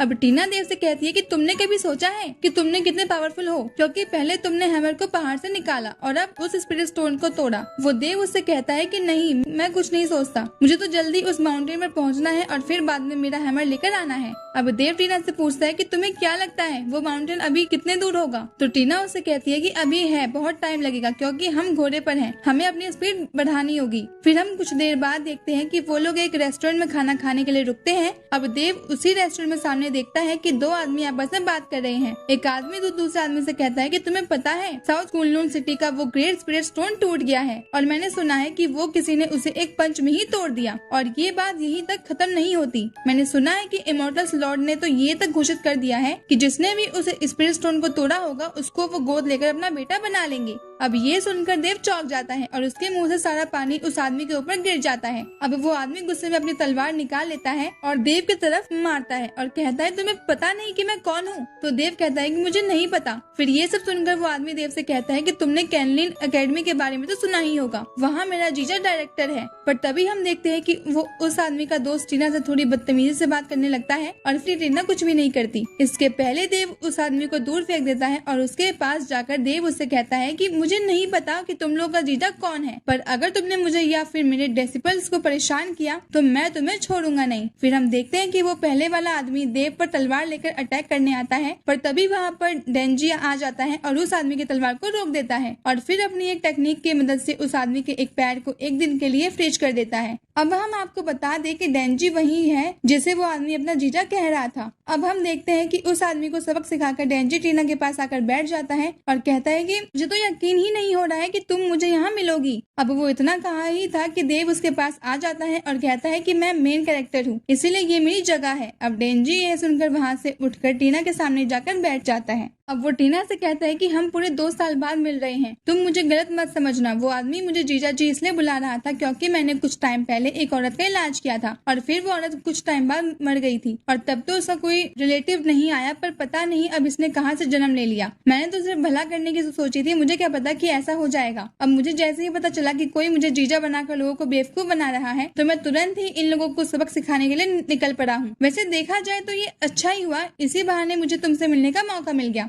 अब डेंजी टीना से पूछता है कि ये अजीब सा आदमी के साथ तुम कहाँ जा रही हो। तो टीना उसे बताती है कि वो जो स्पिरिट स्टोन माउंटेन पर जा रहे हैं। फिर देव खड़ा होकर डेंजी के पास जाता है और उससे कहता है कि तुम लोगों की बातें मुझे थोड़ी अजीब लग रही है, वैसे तुम्हारा नाम क्या है। तो डेंजी कहता है कि क्वार्टल। तो देव उससे कहता है कि अरे ये भी कोई नाम हुआ, कितना अजीब नाम है, चलो अब से हम तुम्हें डेंजी बुलाएंगे क्योंकि ये थोड़ा डोंकी सा मैचिंग लग रहा है। अब देव टीना से कहता है कि हमें यहाँ फालतू टाइम वेस्ट नहीं करना चाहिए और माउंटेन की तरफ निकलना चाहिए। अब डेंजी टीना से कहता है कि मैं भी वहीं जा रहा हूँ क्योंकि कल हमारे मरे हुए सेंस्टर्स की एनिवर्सरी है, तो मुझे भी वहीं उनकी रिस्पेक्ट देने जाना होगा। तो अब देव ये सुनते ही उससे कह पड़ता है कि अगर तुम उधर चले जाओगे तो यहाँ तुम्हारे साले साहब का ख्याल कौन रखेगा। अब ये सुनकर डेंजी उससे कहता है कि पहले तो मैं मास्टर हूँ, तुम मुझसे थोड़ी तमीज से बात किया करो, और दूसरी बात ये कि उन लोगों को मैं अच्छे से सबक सिखा दिया है। अब अगले सीन में हम देखते हैं कि देव और टीना घोड़े पर बैठ जाते हैं और निकलने लगते हैं और उन्हें देखकर डेंजी पूछता है कि क्या तुम दोनों एक साथ घोड़े पर जाओगे। तो देव कहता है कि हाँ। अब ये सुनकर डेंजी थोड़ा उदास हो जाता है और सोचता है कि टीना ने इसके साथ दोस्ती क्यों की, लेकिन अब डेंजी भी वहीं जा रहा था तो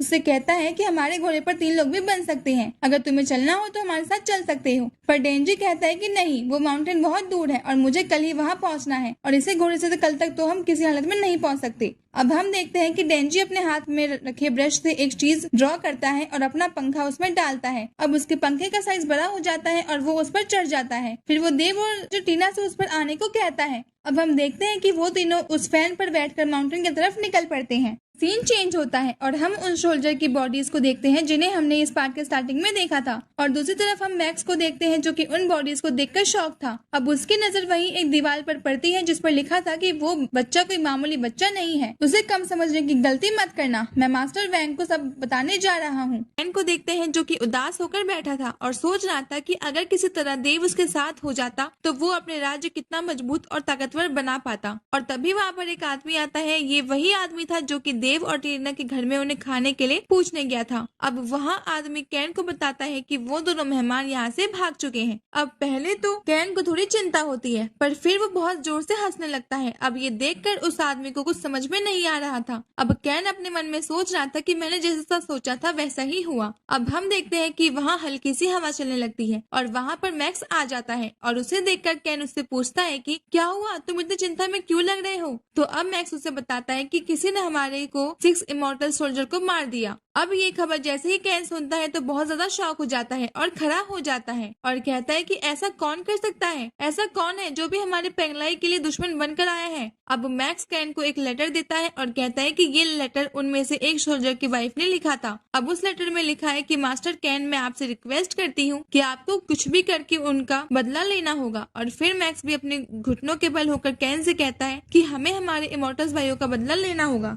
अब कैन कहता है कि तुम चिंता मत करो, हम भी बदला लेने की पूरी तैयारी करेंगे। अब पीछे बैठा आदमी कहता है कि अगर उन्होंने हम पर फिर से हमला करा तो। अब ये सीन यही खत्म हो जाता है। अगले सीन में हम रूबी को देखते हैं जो कि रात के समय आग ताव रही है और हम हैमर को एक पार्ट भी उसके पास ही रखा है। और फिर वहाँ पर एक सोल्जर आता है और रूबी को बताता है कि पेंगलाई के 6 इमॉर्टल सोल्जर को वेस्ट टेम्पल एरिया में मार दिया गया है। अब ये सुनकर रूबी उससे कहती है कि अब मुझे नहीं लगता कि कैन कुछ कर पाएगा। अब रूबी उस सोल्जर से कहती है कि तुम्हें मेरा इसमें साथ देना होगा। वो सोल्जर भी कहता है कि जी हाँ, और रूबी को एक लेटर और एक मैप देता है और कहता है कि हमें ये नया ऑर्डर मिला है। और वो लेटर उसे रूबी के डैड मतलब कि टैंग राज्य के किंग ने रूबी को देने के लिए कहा था। अब रूबी उससे पूछती है कि अच्छा तो इसमें क्या लिखा है, पर वो सोल्जर कहता है कि मुझे ये लेटर पढ़ने की परमिशन नहीं है। फिर अब रूबी उसे वो लेटर लेकर पढ़ती है और शॉक हो जाती है और फिर कहती है कि डैड पागल हो गए हैं क्या। अब ये सुनकर सोल्जर उससे कहता है कि क्यों, ऐसा क्या लिखा है इसमें, क्या करने को कहा है उन्होंने।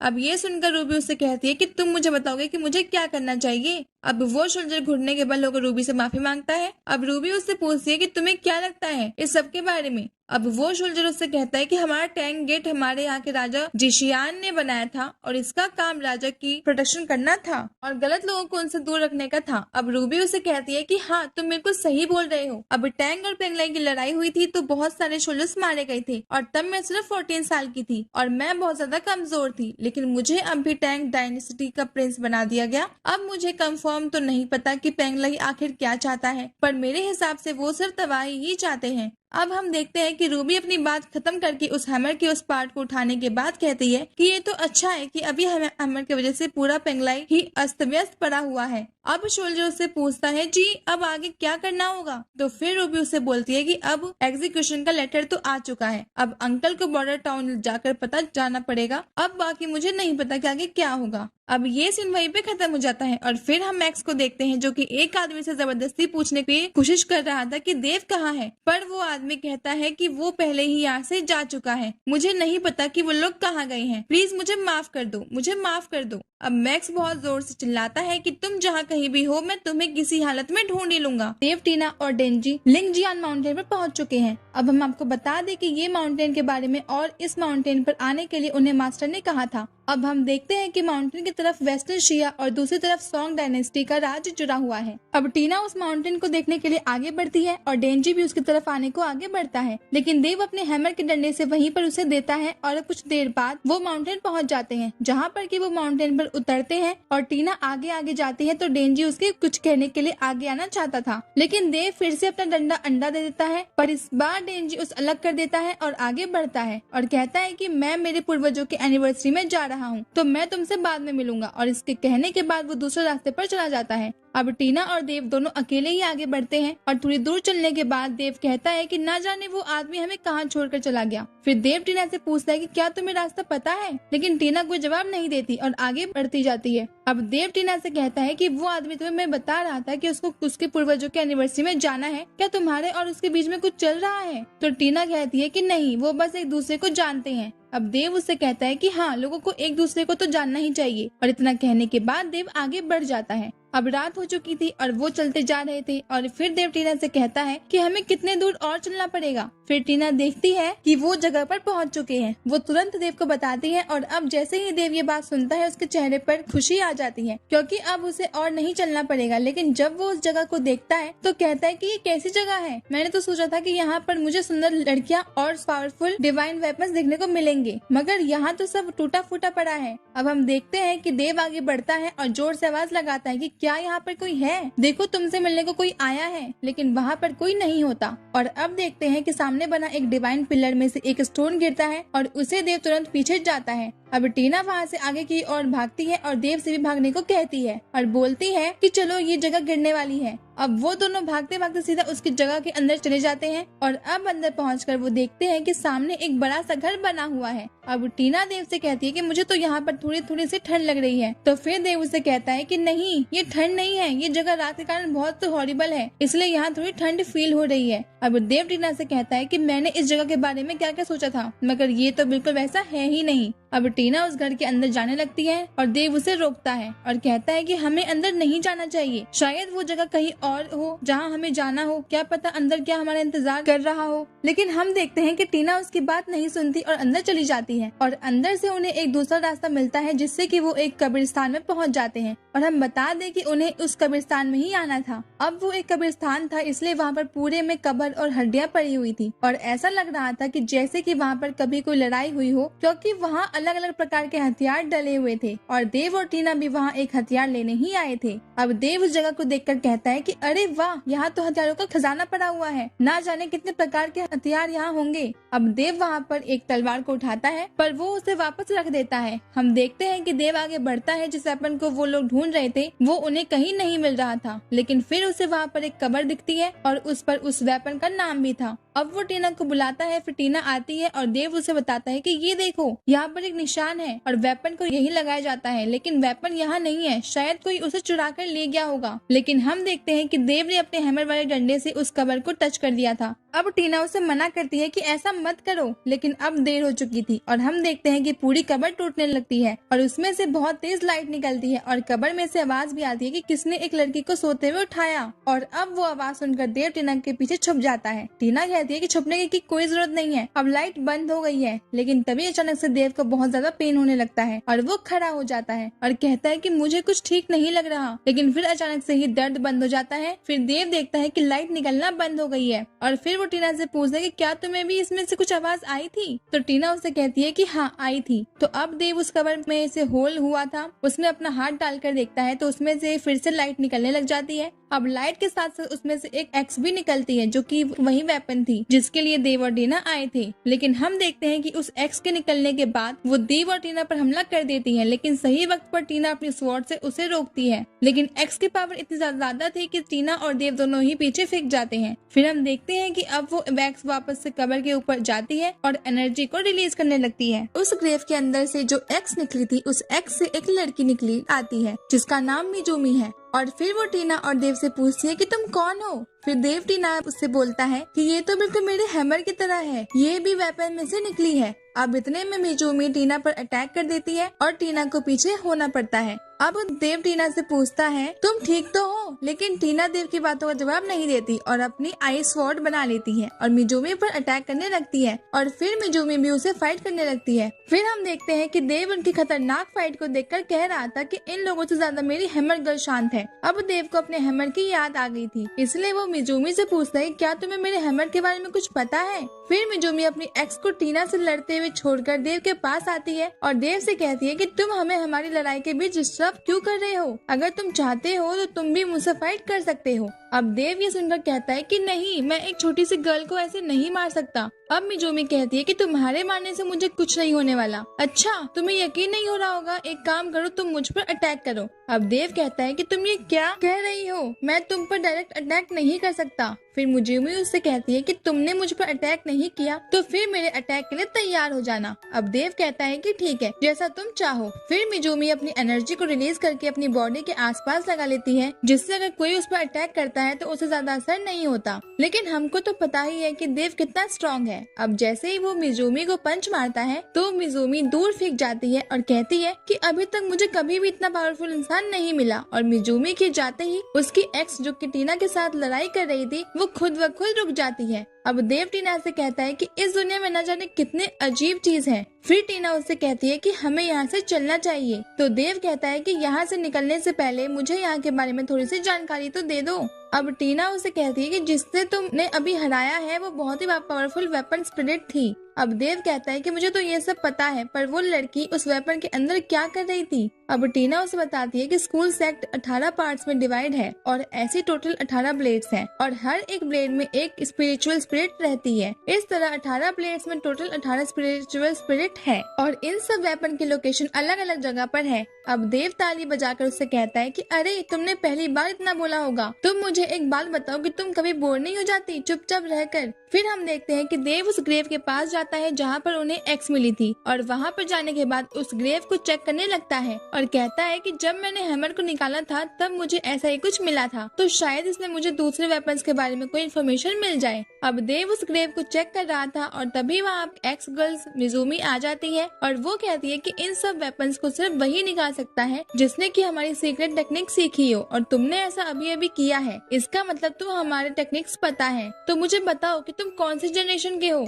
अब देव उसे बताता है कि वो 339 जनरेशन का है। अब मिजुमी समझ जाती है और कहती है कि अच्छा तो तुम्हें स्पिरिट सेक्ट का हेड बनना है, और इतना कहते ही मिजुमी देव के ऊपर अटैक कर देती है। लेकिन हम देखते हैं कि टीना मिजुमी के अटैक को रोक देती है और फिर मिजुमी से पूछता है कि मुझे मेरा हैमर नहीं मिल रहा है, क्या तुमने उसे कहीं देखा है? वो गॉड ऑफ वॉर हैमर है। अब मिजुमी कहती है कि मुझे फालतू बात नहीं करनी है, मेरा ध्यान लड़ाई पर है। और फिर से उन दोनों में लड़ाई चालू हो जाती है। अब देव फिर बीच बोल पड़ता है कि उसका नाम हैमर नहीं है, ये मैंने उसे दिया था। अब मिजुमी रुकती है और टीना को भी रोक देती है और फिर देव से कहती है कि तुम में थोड़ा सा भी दिमाग नहीं है क्या? हम लड़ाई कर रहे हैं, हमें बार बार बीच में डिस्टर्ब मत करो। अब देव उससे कहता है कि ओके ठीक है, लेकिन मुझे मेरे कुछ सवाल का जवाब दे दो, फिर मैं तुम्हें डिस्टर्ब नहीं करूंगा। अब मिजुमी मान जाती है और कहती है कि जल्दी जल्दी पूछो। अब देव पहले क्वेश्चन पूछता है कि मुझे अगर स्पिरिट को बदलना है तो मुझे क्या करना पड़ेगा। अब मिजुमी कहती है कि पहले वाली स्पिरिट को मार दो। अब देव कहता है कि क्या ऐसा नहीं हो सकता कि स्पिरिट खुद से उसे छोड़ना चाहे तो? अब मिजुमी कहती है कि नहीं, जब तक स्पिरिट जिंदा है तब तक दूसरी स्पिरिट नहीं जा सकती।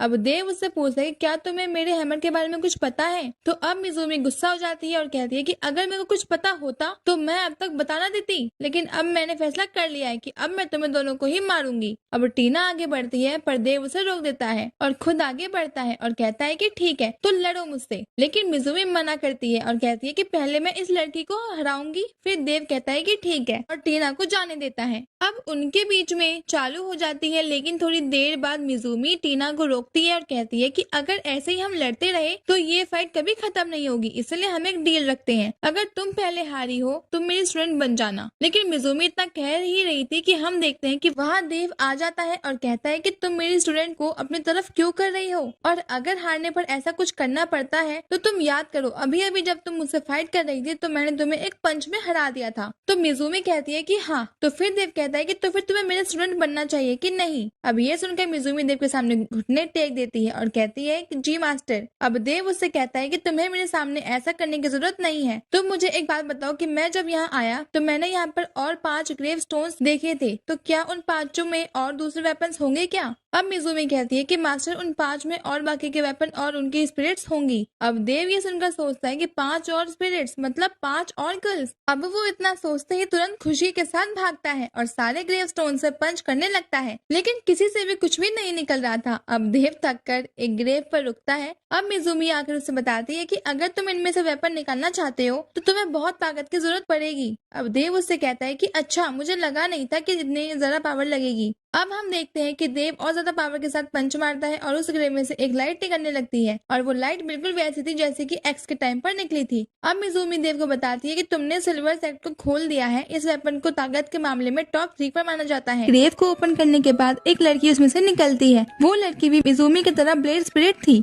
अब वो स्पिरिट कहती है कि मुझे डिस्टर्ब करने की कोशिश किसने की? फिर मिजुमी देव की तरफ उंगली करके कहती है कि इसने ही आपको उठाया है। फिर देव स्पिरिट को देखकर कहता है कि अगर तुम सच में ताकतवर हो इसका मतलब तुम्हें हराने में मुझे बहुत मुश्किल होगी। फिर हम देखते हैं कि वो स्पिरिट देव पर अटैक करने लगती है, लेकिन देव उस पर अटैक नहीं करता क्योंकि उस ग्रेव को तोड़ने में देव की सारी एनर्जी चली गई थी। इसलिए अब वो वहाँ से भागने की कोशिश करता है, लेकिन स्पिरिट ने अपना अटैक पहले ही कर दिया था। पर देव फिर भी उससे दूर हो जाता है और बच जाता है और देव कहता है कि हम फिर कभी फाइट कंटिन्यू करेंगे, पर वो स्पिरिट बात के मूड में नहीं थी और देव पर अपना भाला फेंक देती है, लेकिन किस्मत से वो भाला देव को नहीं लगता। फिर मिजुमी देव से कहती है कि तुम इतने कमजोर कैसे हो गए, क्या तुम एक्टिंग कर रहे हो? अगर ऐसा है तो एक्टिंग मत करो, क्योंकि अगर तुम नाजोमी को हरा दोगे तो तुम इसे भी अपना डिसिपल बना सकते हो, और अगर तुम्हें लगता है कि तुम्हें इसे हराने में प्रॉब्लम हो रही है तो अपना माउंट खोल दो, उससे शायद तुम्हें ज्यादा ताकत मिल जाए। अब देव उससे कहता है कि ये अभी पॉसिबल नहीं है, इसके लिए टाइम लगता है।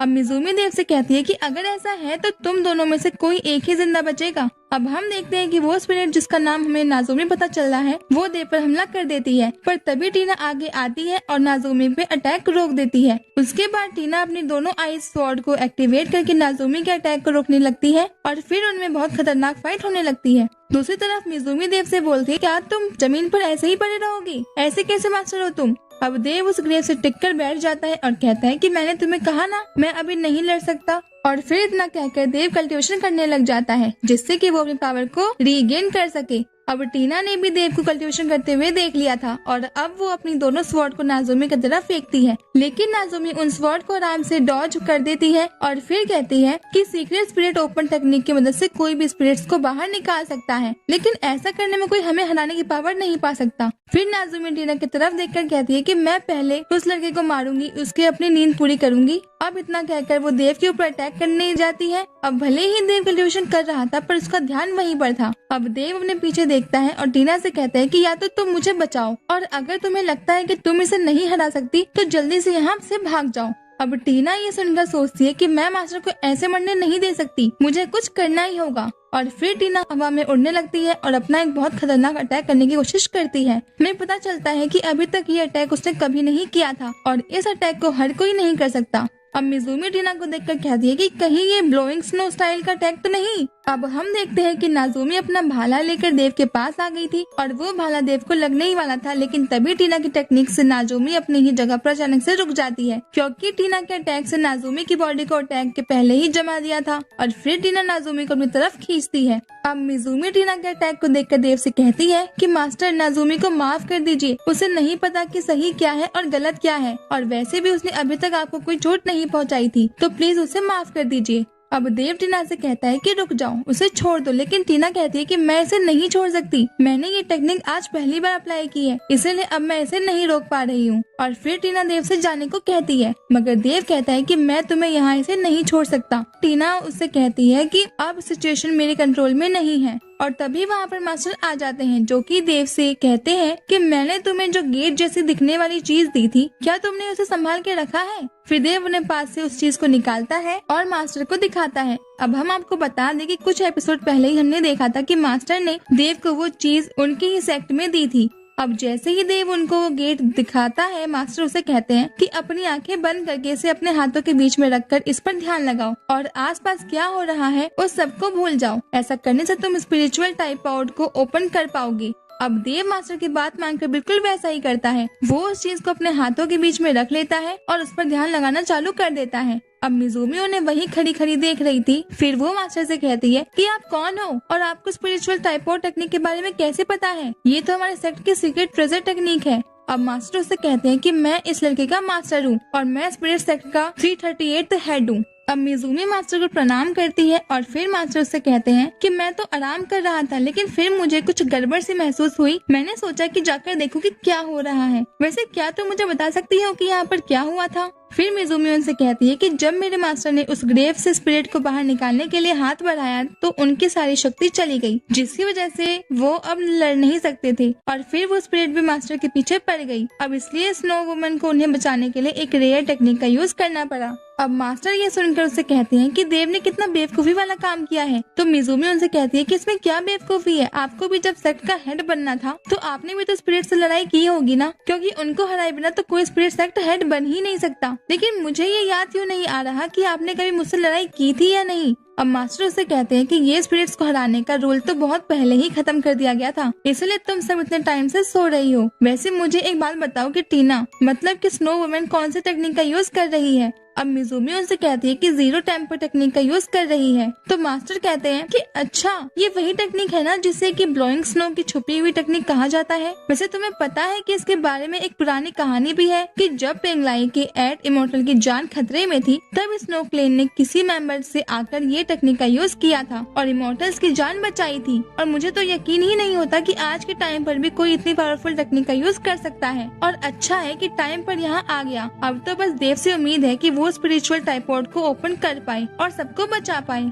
अब मिज़ूमी मास्टर से कोई पुराने मास्टर की बात करती है तो मास्टर उसे बताते हैं कि ये तो बहुत पुरानी बात है और तुम इतने टाइम से सोई हुई हो, इसलिए तुम्हें नहीं पता कि यहाँ क्या चल रहा है। जिस मास्टर की तुम बात कर रही हो, उन मास्टर के बाद अभी तक ऐसा कोई मास्टर नहीं आया जो कि डिवाइन वेपन और स्पिरिचुअल कॉन्सिवेक्स को दोनों को ही साथ में कर पाए। जीतेंगे डायनेस्टी के किंग को देखते हैं जो कि आराम से बैठकर कुछ लिख रहे थे, पर तभी उनके पास एक आदमी आता है जो कि उनसे कहता है कि सब कुछ प्लान के मुताबिक ही हुआ है, मगर अब हमें आगे भी कुछ करना होगा। फिर किंग उससे कहते हैं कि तो क्यों ना हम सभी लोग को मार दे।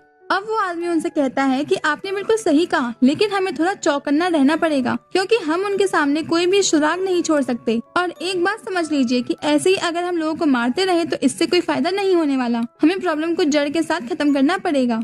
अब किंग उस आदमी से कहते हैं कि हाँ, आपने सही कहा। फिर वो आदमी कहता है कि देखिए, मेरी बात को समझने की कोशिश कीजिए क्योंकि ये आपके फायदे की ही बात है। अभी हमें पता है कि हैमर ऑफ गॉड को किसी ने निकाल दिया है और ये तो पक्का ही है जिसने भी उस हैमर को निकाला है वो रियोक्सी फैमिली का ही कोई आदमी होगा। इसका मतलब ही हमसे कोई आदमी छूट गया है और अगर सच में रियोक्सी की फैमिली का कोई आदमी आ चुका है तो वो आपके राज्य को भी बड़े ही आराम से हासिल कर लेगा।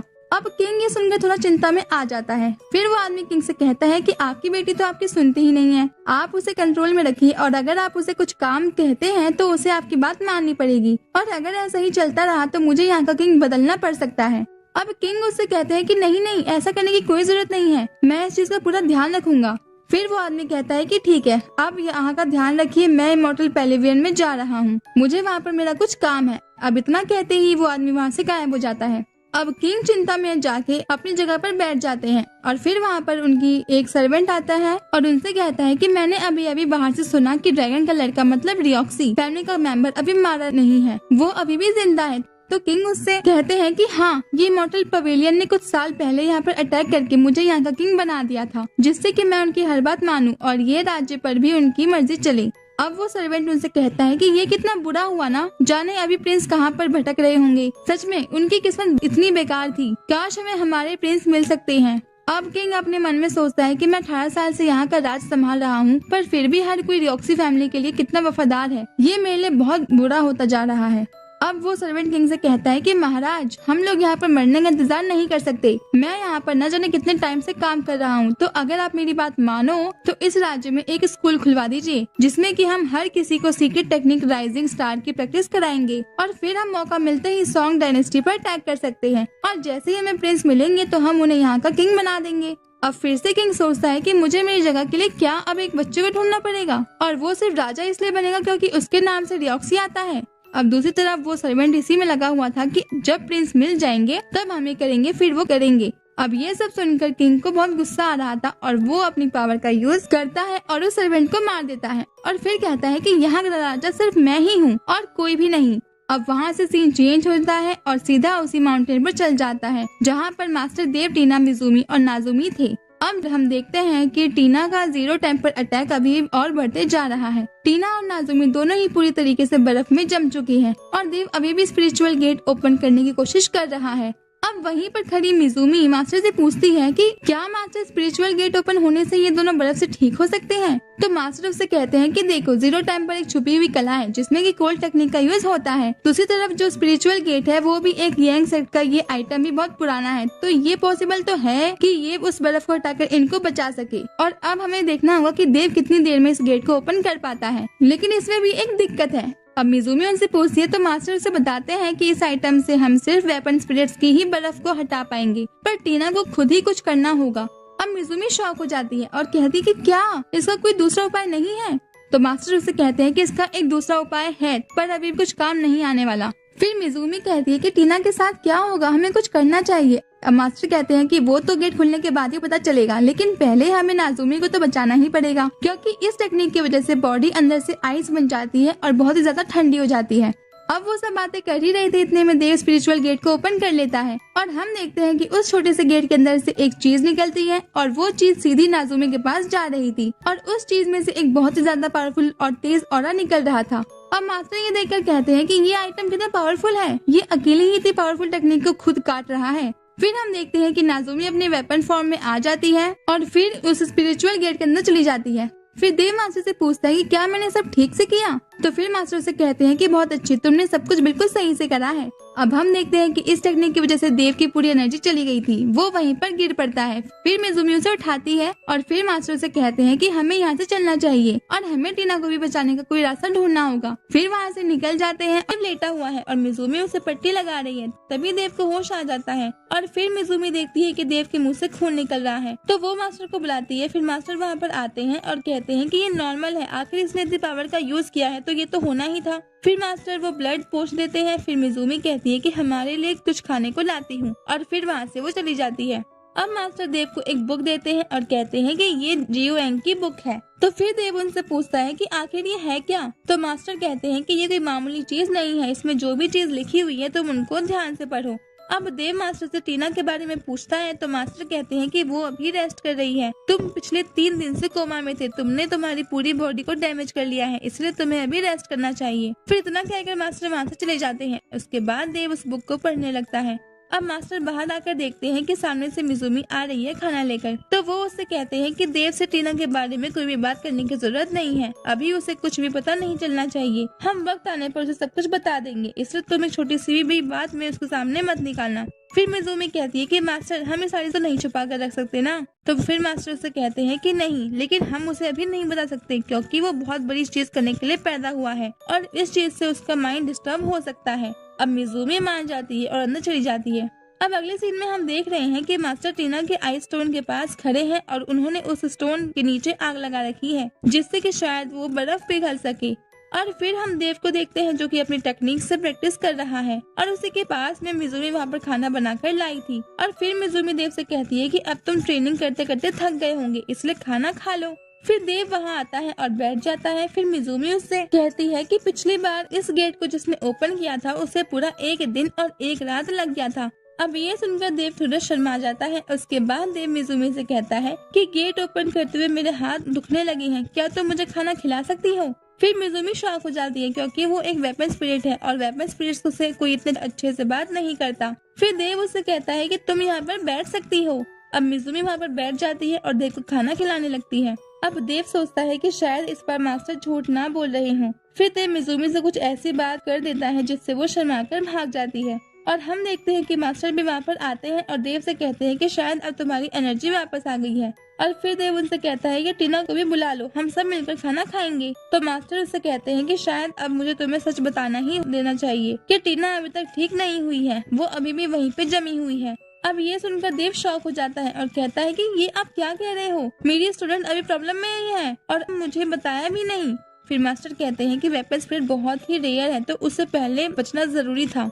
अब ये सुनकर देव को और भी ज्यादा गुस्सा आ जाता है। वो कहता है कि मुझे भी उस जगह ले चलो, हमें अभी ही कुछ करना होगा। अब मास्टर उसे कहते हैं कि आपने आपको काबू में रखो, चिंता करने की कोई बात नहीं है। फिर उसके बाद मास्टर उसे टीना के पास लेकर जाते हैं। अब देखते हैं कि वहाँ पर आग लगी हुई है और मिजुमी उसमें लकड़ी डाल रही है। अब देव मास्टर से पूछता है कि ये क्या चल रहा है, तो मास्टर कहते हैं कि ये इस बर्फ को पिघलाने के लिए किया है। अब देव कहता है कि आपको पहले ही मुझसे बोलना चाहिए था, मैं इस बर्फ को एक पंच में ही पिघला सकता हूँ। अब मास्टर कहते हैं कि नहीं, ये कोई मामूली काम नहीं है, ये 0 टेम्पर टेक्निक है। ये टेक्निक बहुत ही ज्यादा मुश्किल और प्राचीन मानी जाती है और इसे तोड़ने का मेरा हिसाब से सिर्फ एक ही तरीका है। अब देव कहता है कि तो जल्दी बताइए ना, तो मास्टर कहते हैं कि किंग स्वॉर्ड्स की जोड़ी ही शायद अब इसको रोक पाए। तो फिर मिजुमी कहती है कि मास्टर कहीं आप यिंग और यांग की बात तो नहीं कर रहे हैं, तो मास्टर कहते हैं कि हाँ। फिर देव कहता है कि हमें उसे ढूंढने के लिए जल्दी निकलना चाहिए। अब अगले सीन में हम उसी जगह पहुंच चुके थे। फिर हम देखते हैं कि उस जगह पर जाने के लिए जो रास्ता है वो सिर्फ एक लोहे की चेन से बना हुआ है और जिसे भी वो पार करता है उसे उस पर चलकर जाना होता है और उस तरफ नीचे पूरी खाई है। अब देव तो ये देखकर डर जाता है, पर मिजुमी चेन पर खड़ी हो जाती है और देव से पूछती है कि मास्टर आपको जैसे डर लगता है, तो फिर देव उससे कहता है कि नहीं, मैं तो यहाँ पर आया ही उड़ने वाले फैन पर था। अब डेव इस चेन पर चढ़ जाता है, मगर ऊंचाई के मारे वो बहुत ज्यादा डर रहा था, इसलिए मिजुमी फिर उसे उठा लेती है और चेन को पार करने लगती है। अब चेन के एंड पर पहुंचकर मिजुमी देव से कहती है कि मास्टर यही एरोसेट का रास्ता है। अब देव उस जगह को देखकर कहता है कि ये जगह तो मुझे बहुत बड़ी लग रही है। फिर मिजुमी कहती है कि हाँ, ये बड़ी ही है और हमें एरोसेट जाने के लिए पहले लैंगशुआन के 7 स्वॉर्ड पवेलियन को पार करना पड़ेगा, और कहते हैं कि हर पवेलियन बहुत ज्यादा खतरनाक है, वहाँ पर शायद गॉड बीस्ट स्पिरिट्स भी रहते हैं। अब देव को उनके बारे में कुछ भी नहीं पता था। मिजुमी उससे कहती है कि ये सभी मैजिकल क्रिएचर होते हैं और अगर इनसे फाइट हो जाए तो बहुत संभल कर रहना पड़ता है। कि देव उस केव के अंदर जा चुका है और फिर मिजुमी मास्टर के पास आती है। तब मास्टर सोच रहे थे कि अगर देव वहाँ पर पहुँच जाता है और अपने प्लान में कामयाब हो जाता है तो इससे स्पिरिचुअल स्कूल फिर से रिवाइज हो सकता है। अब मिजुमी मास्टर के पास आती है और उनसे कहती है कि आप तो मास्टर के मास्टर हो, तो फिर आपने तो 9 सन्स स्पिरिचुअल टेक्निक की प्रैक्टिस की ही होगी, तो फिर आप क्यों नहीं गए 7 स्वॉर्ड पवेलियन में? तो अब मास्टर कहते हैं कि मेरे जो मास्टर थे और उनके जो मास्टर थे वो दोनों ही इसके में नहीं गए, तो फिर मैं अपनी जान खतरे में क्यों डालूं? अब इस बात पर मिजुमी उनसे कहती है, तो आपको क्या लगता है कि मास्टर इस 7 स्वॉर्ड पवेलियन को पार कर पाएंगे? लेकिन फिर हम देखते हैं कि मास्टर एक जगह बैठ कर चुके थे और मास्टर कहते हैं कि अब हमें प्रार्थना करनी चाहिए कि बस देव उसको पार कर ले। अब ये देखकर मिजुमी कहती है कि मास्टर ने यानी कि देव ने बिल्कुल सही कहा था कि ये आदमी किसी काम का नहीं है। फिर हम देखते हैं कि डेंजी अपने फ्लाइंग फैन पर बैठकर वहाँ पर आता है और फिर मिजुमी उसे देखकर उससे पूछती है कि तुम कौन हो और तुम यहाँ पर आखिर कर क्या रहे हो? जिस पर डेंजी कहता है कि मेरा नाम क्वार्टल है, मैं किनलिन एकेडमी का डायरेक्टर हूँ और मैं यहाँ पर मेरे ओल्ड मास्टर को रिस्पेक्ट देने के लिए आया हूँ। अब मिजुमी पूछती है कि कौन मास्टर? जिस पर वो वही खड़े मास्टर जैक बोलते हैं कि एक स्टूडेंट जिसने किनलिन एकेडमी में ही ट्रेनिंग ली थी। अब मिजुमी थोड़ा सोचती है और कहती है कि कहीं आप मास्टर लाओ जियोजी की बात तो नहीं कर रहे हैं? जिस पर मास्टर कहते हैं कि हाँ, उनके अलावा आखिर हो भी कौन सकता है, वो इतने ग्रेट थे कि मेरे मास्टर भी उनसे मिलना चाहते थे, इसीलिए वो 7 स्वॉर्ड पवेलियन के अंदर गए थे, पर फिर वह कभी लौटकर ही नहीं आए। और इतना कहकर मास्टर सैड हो जाते हैं। फिर डेंजी उनसे पूछता है कि आप लोग जहाँ से आए हैं वहीं से 2 लोग और भी आए थे, कहीं आप लोगों ने उन्हें इसके अंदर तो नहीं चले गए? अब गाइस, डेंजी को यहाँ पर कुछ भी नहीं पता है, वो बस इसलिए ऐसा बोला क्योंकि मास्टर भी उसी जगह के हैं जहाँ का देव है, तो उसको लगा कि शायद टीना या देव अंदर गया होगा, इसलिए मास्टर यहाँ खड़े हैं। अब मास्टर कहते हैं कि हाँ, देव अंदर गया है, जिस पर डेंजी कहता है कि आपको ऐसा नहीं करना चाहिए था क्योंकि शायद यूकी अभी भी 7 स्टार पवेलियन की रक्षा कर रहा है और अगर ऐसा होता है तो वो देव को कभी भी अंदर नहीं जाने देगा, उसे पहले ही खत्म कर देगा। वैसे अगर देव शुरुआत में खत्म हो जाता है तो ये धरती जैसे अभी चल रही है वैसी नहीं चलेगी, मतलब कि यहाँ पर कई चेंज हो जाएंगे। अब ये सुनकर मिजुमी पूछती है कि आखिर ये यूकी है कौन? अब मास्टर उसे बताते हैं कि यूकी पेंगलाई इमॉर्टल पवेलियन का हेड कमांडर है और इसके साथ साथ अभी के कोई भी कल्टिवेटर उसकी पावर के सामने नहीं टिक सकते हैं। अब इस पर मिजुमी कहती है कि मगर मैंने तो उसके बारे में कभी सुना ही नहीं, लेकिन अगर आप लोग ऐसा कह रहे हो तो इसका मतलब मास्टर को भी अंदर नहीं जाना चाहिए था, ये उनके लिए बहुत खतरनाक होगा। लेकिन फिर मास्टर कहते हैं कि हाँ, तुमने सही कहा, पर तुम्हें चिंता करने की कोई जरूरत नहीं है क्योंकि उस लड़की की अभी तक की जिंदगी बहुत ज्यादा मुश्किल रही है और मुझे लगता है कि वो कुछ भी करके इसे पार कर ही लेगा। अब इससे मिजुमी की चिंता थोड़ी कम हो जाती है। फिर मास्टर कहते हैं कि अभी तक तो देव शायद 1st स्वॉर्ड पवेलियन मतलब कि जुआन आइस रिल्म में पहुंच भी गया होगा। वैसे उसकी रक्षा एक एशियंट बीस्ट करता है जिसका नाम है चोंगमिंग फिनिक्स। अब ये बात सुनकर मिजुमी कहती है कि आखिर ये चोंगमिंग फिनिक्स है क्या? फिर मास्टर एक बुक ओपन करते हैं और कहते हैं कि इस बुक के हिसाब से देखा जाए तो चोंगमिंग फिनिक्स एक एशियंट मतलब कि एक प्राचीन बीस्ट है जो कि अपने आकार में बहुत ज्यादा बढ़ा है और उसके बारे में न जाने कितनी सारी अफवाहें तक फैली हुई हैं, लेकिन कुछ लोग उसे मानते नहीं कि ये सच है कि नहीं। मगर जितनी भी बातें और जितनी भी जानकारी हमें मिल रही है उसके हिसाब से देखा जाए तो ये बहुत पावरफुल और एक आकार में बहुत बड़ा पक्षी है और हमारे पूर्वजों ने इसे अभी रिफाइन करके और इसकी पावर बढ़ाकर इसे एक वेपन स्पिरिट में बदल दिया था। अब इसलिए वो 1st पवेलियन की रक्षा करता है। अब ये बात सुनकर मिजुमी कहती है कि तो फिर तो मुझे मास्टर को बचाने के लिए अभी जाना चाहिए और इतना कहकर मिजुमी अंदर की तरफ भागने लगती है, पर मास्टर उसका रास्ता रोक कर देते हैं और कहते हैं कि तुम खुद भी एक वेपन स्पिरिट हो और अगर तुम स्वॉर्ड पवेलियन के अंदर जाती हो तो फिर तुम कभी भी वापस नहीं आ पाओगी। अब इस बात पर मिजुमी कहती है कि ये कैसा रूल हुआ, जिसने भी ये रूल बनाया है उसे ऐसा बिल्कुल भी नहीं करना चाहिए था कि स्पिरिट बॉडी को भी अपना हक होता है। लेकिन अब कोई तरीका नहीं था, इसलिए मिजुमी एक पत्थर पर उदास होकर बैठ जाती है। फिर डेंजी मास्टर से पूछता है कि टीना कहाँ पर है, तो मास्टर मिजुमी की तरफ देखते हैं और फिर डेंजी से कहते हैं कि जब हम यहाँ आए तो वो पहले ही कहीं जा चुकी थी, इसलिए हमें नहीं पता कि वो अभी कहाँ होंगी। अब यहाँ पर मास्टर ने डेंजी से झूठ कह दिया था। फिर डेंजी उनसे कहता है कि ठीक है, तो अब मुझे भी चलना चाहिए, और फिर वो अपने फ्लाइंग फैन पर खड़े होकर उड़ जाता है। अब उसके थोड़े दूर चले जाने के बाद मास्टर मिजुमी से कहते हैं कि ये लड़का भी टीना से प्यार करता है, इसलिए हम इसे कुछ भी नहीं बता सकते और यही इसके लिए अच्छा है। अब इतना कहकर मास्टर थोड़े उदास से लग रहे थे, तो फिर मिजुमी उनसे कहती है कि आप इतने उदास क्यों लग रहे हैं, क्या आपने इतनी जल्दी मास्टर पर भरोसा करना छोड़ दिया। अब इसके बाद वो सीन आ जाता है जिसका मैं और शायद आप सभी भी इतनी देर से इंतजार कर रहे होंगे, क्योंकि अब अगले में हम देव को देखते हैं जो कि उस 7 स्वॉर्ड पवेलियन के अंदर दौड़ते हुए एंटर कर रहा था। अब जैसा कि मास्टर ने बताया था कि पहले स्वॉर्ड पवेलियन की रक्षा चोंगमिंग फिनिक्स नाम का बीस्ट करता है और यह एक आइस पवेलियन है, वैसा ही यहाँ पर हमें देखने को मिलता है। हम देखते हैं कि ये चारों तरफ बर्फ जमी हुई है और सामने एक आइस ट्री भी है, साथ ही साथ वहाँ पर एक स्टोन रखा हुआ है जिस पर कुछ लिखा भी है। अब देव उस जगह को देखकर कहता है कि ये जगह तो सच में इतनी सुंदर लग रही है। फिर हम वहाँ पर देखते हैं कि एक बड़ा वहाँ पर उड़ते हुए एक बर्ड आती है जो कि शायद चोंगमिंग फिनिक्स ही थी। अब देव उसे देखकर कहता है कि ये बर्ड भी कितनी ब्यूटीफुल लग रही है, मैं तो इस पर अटैक कर ही नहीं सकता, लेकिन टीना के लिए मुझे ऐसा करना ही होगा। इसलिए अब देव अपनी फायर पावर का इस्तेमाल करने लग जाता है और उस बर्ड की तरफ अटैक करता है, लेकिन वह देखता है कि उसका फायर अटैक तो काम ही नहीं कर रहा है क्योंकि वहाँ पर बहुत ज्यादा ठंड भी थी। और फिर बर्ड उसकी तरफ बढ़ती है लेकिन बर्ड अटैक नहीं करती। अब देव को समझ में नहीं आ रहा था कि ना जाने ये बर्ड क्या कर रही है। फिर वह सोचता है कि अब वो यहाँ पर ज्यादा देर नहीं रुक सकता क्योंकि ये जगह बहुत ज्यादा ठंडी है। अब देव उस बर्ड की तरफ देखकर उससे कहता है कि तुम आखिर कर क्या रही हो। फिर वो बर्ड हवा में उड़ने लग जाती है। अब देव सोचता है कि ये बर्ड आखिर ऐसा बिहेव क्यों कर रही है, आखिर ये मुझसे क्या कहना चाहती है। अब इतने में ही हम देखते हैं कि देव के हाथ पर वही आइस स्वॉर्ड आ जाती है जो कि सभी स्पिरिट वेपन्स मींस की एक वेपन है। यह स्वॉर्ड उसे तब मिली थी जब हैमरगर्ल ने टीना से इस स्वॉर्ड को पकड़कर खा लिया था। अब वो स्वॉर्ड उसके हाथ पर आते ही वो बर्ड डांस करने लग जाती है। अब देव उसे देखकर उनसे कहता है कि ये अब आखिर ये क्या नया नाटक कर रही हो। फिर वो बर्ड फिर से हवा में उड़ती है और अपनी कुछ एनर्जी को देव पर डालती है जिसकी वजह से देव के हाथ से वो स्वॉर्ड और बाहर आ जाती है और एक ऑरा भी देव के आसपास फॉर्म होने लगता है। फिर से देखकर देव को थोड़ा अजीब लग रहा था, इसलिए वो स्वॉर्ड को दूर फेंक देता है और कहता है कि ये तो वही स्वॉर्ड है जिससे कि उस दिन हैमरगर्ल ने खा लिया था। लेकिन फिर अचानक से देव को हैमरगर्ल की आवाज सुनाई देती है जो कि कह रही थी कि मास्टर मुझे बचाइए, मैं यहाँ पर बहुत ज्यादा तकलीफ में हूँ। अब देव ये सुनते ही शॉक होकर आजू बाजू देखने लगता है पर उसे हैमरगर्ल कहीं नहीं दिख रही थी, इसलिए देव को लगता है कि ये सब झूठ है। लेकिन फिर वो बर्ड देव को हवा में उठा लेती है और अपनी पावर का उस पर यूज करती है। जैसे ही देव की आंखें खुलती है तो उसी पेड़ के नीचे था जिसे कि हमने पिछले पार्ट में देखा था। अब देव उठकर बैठता है तो वो देखता है कि सामने जो बड़ी सी बर्ड थी वो बिल्कुल छोटी सी और क्यूट सी हो गई थी। अब देव उसको देखकर उसे उठाता है और कहता है कि अभी तो तुम इतनी ज्यादा बड़ी लग रही थी लेकिन अब अचानक से इतनी छोटी सी कैसे हो गई हो।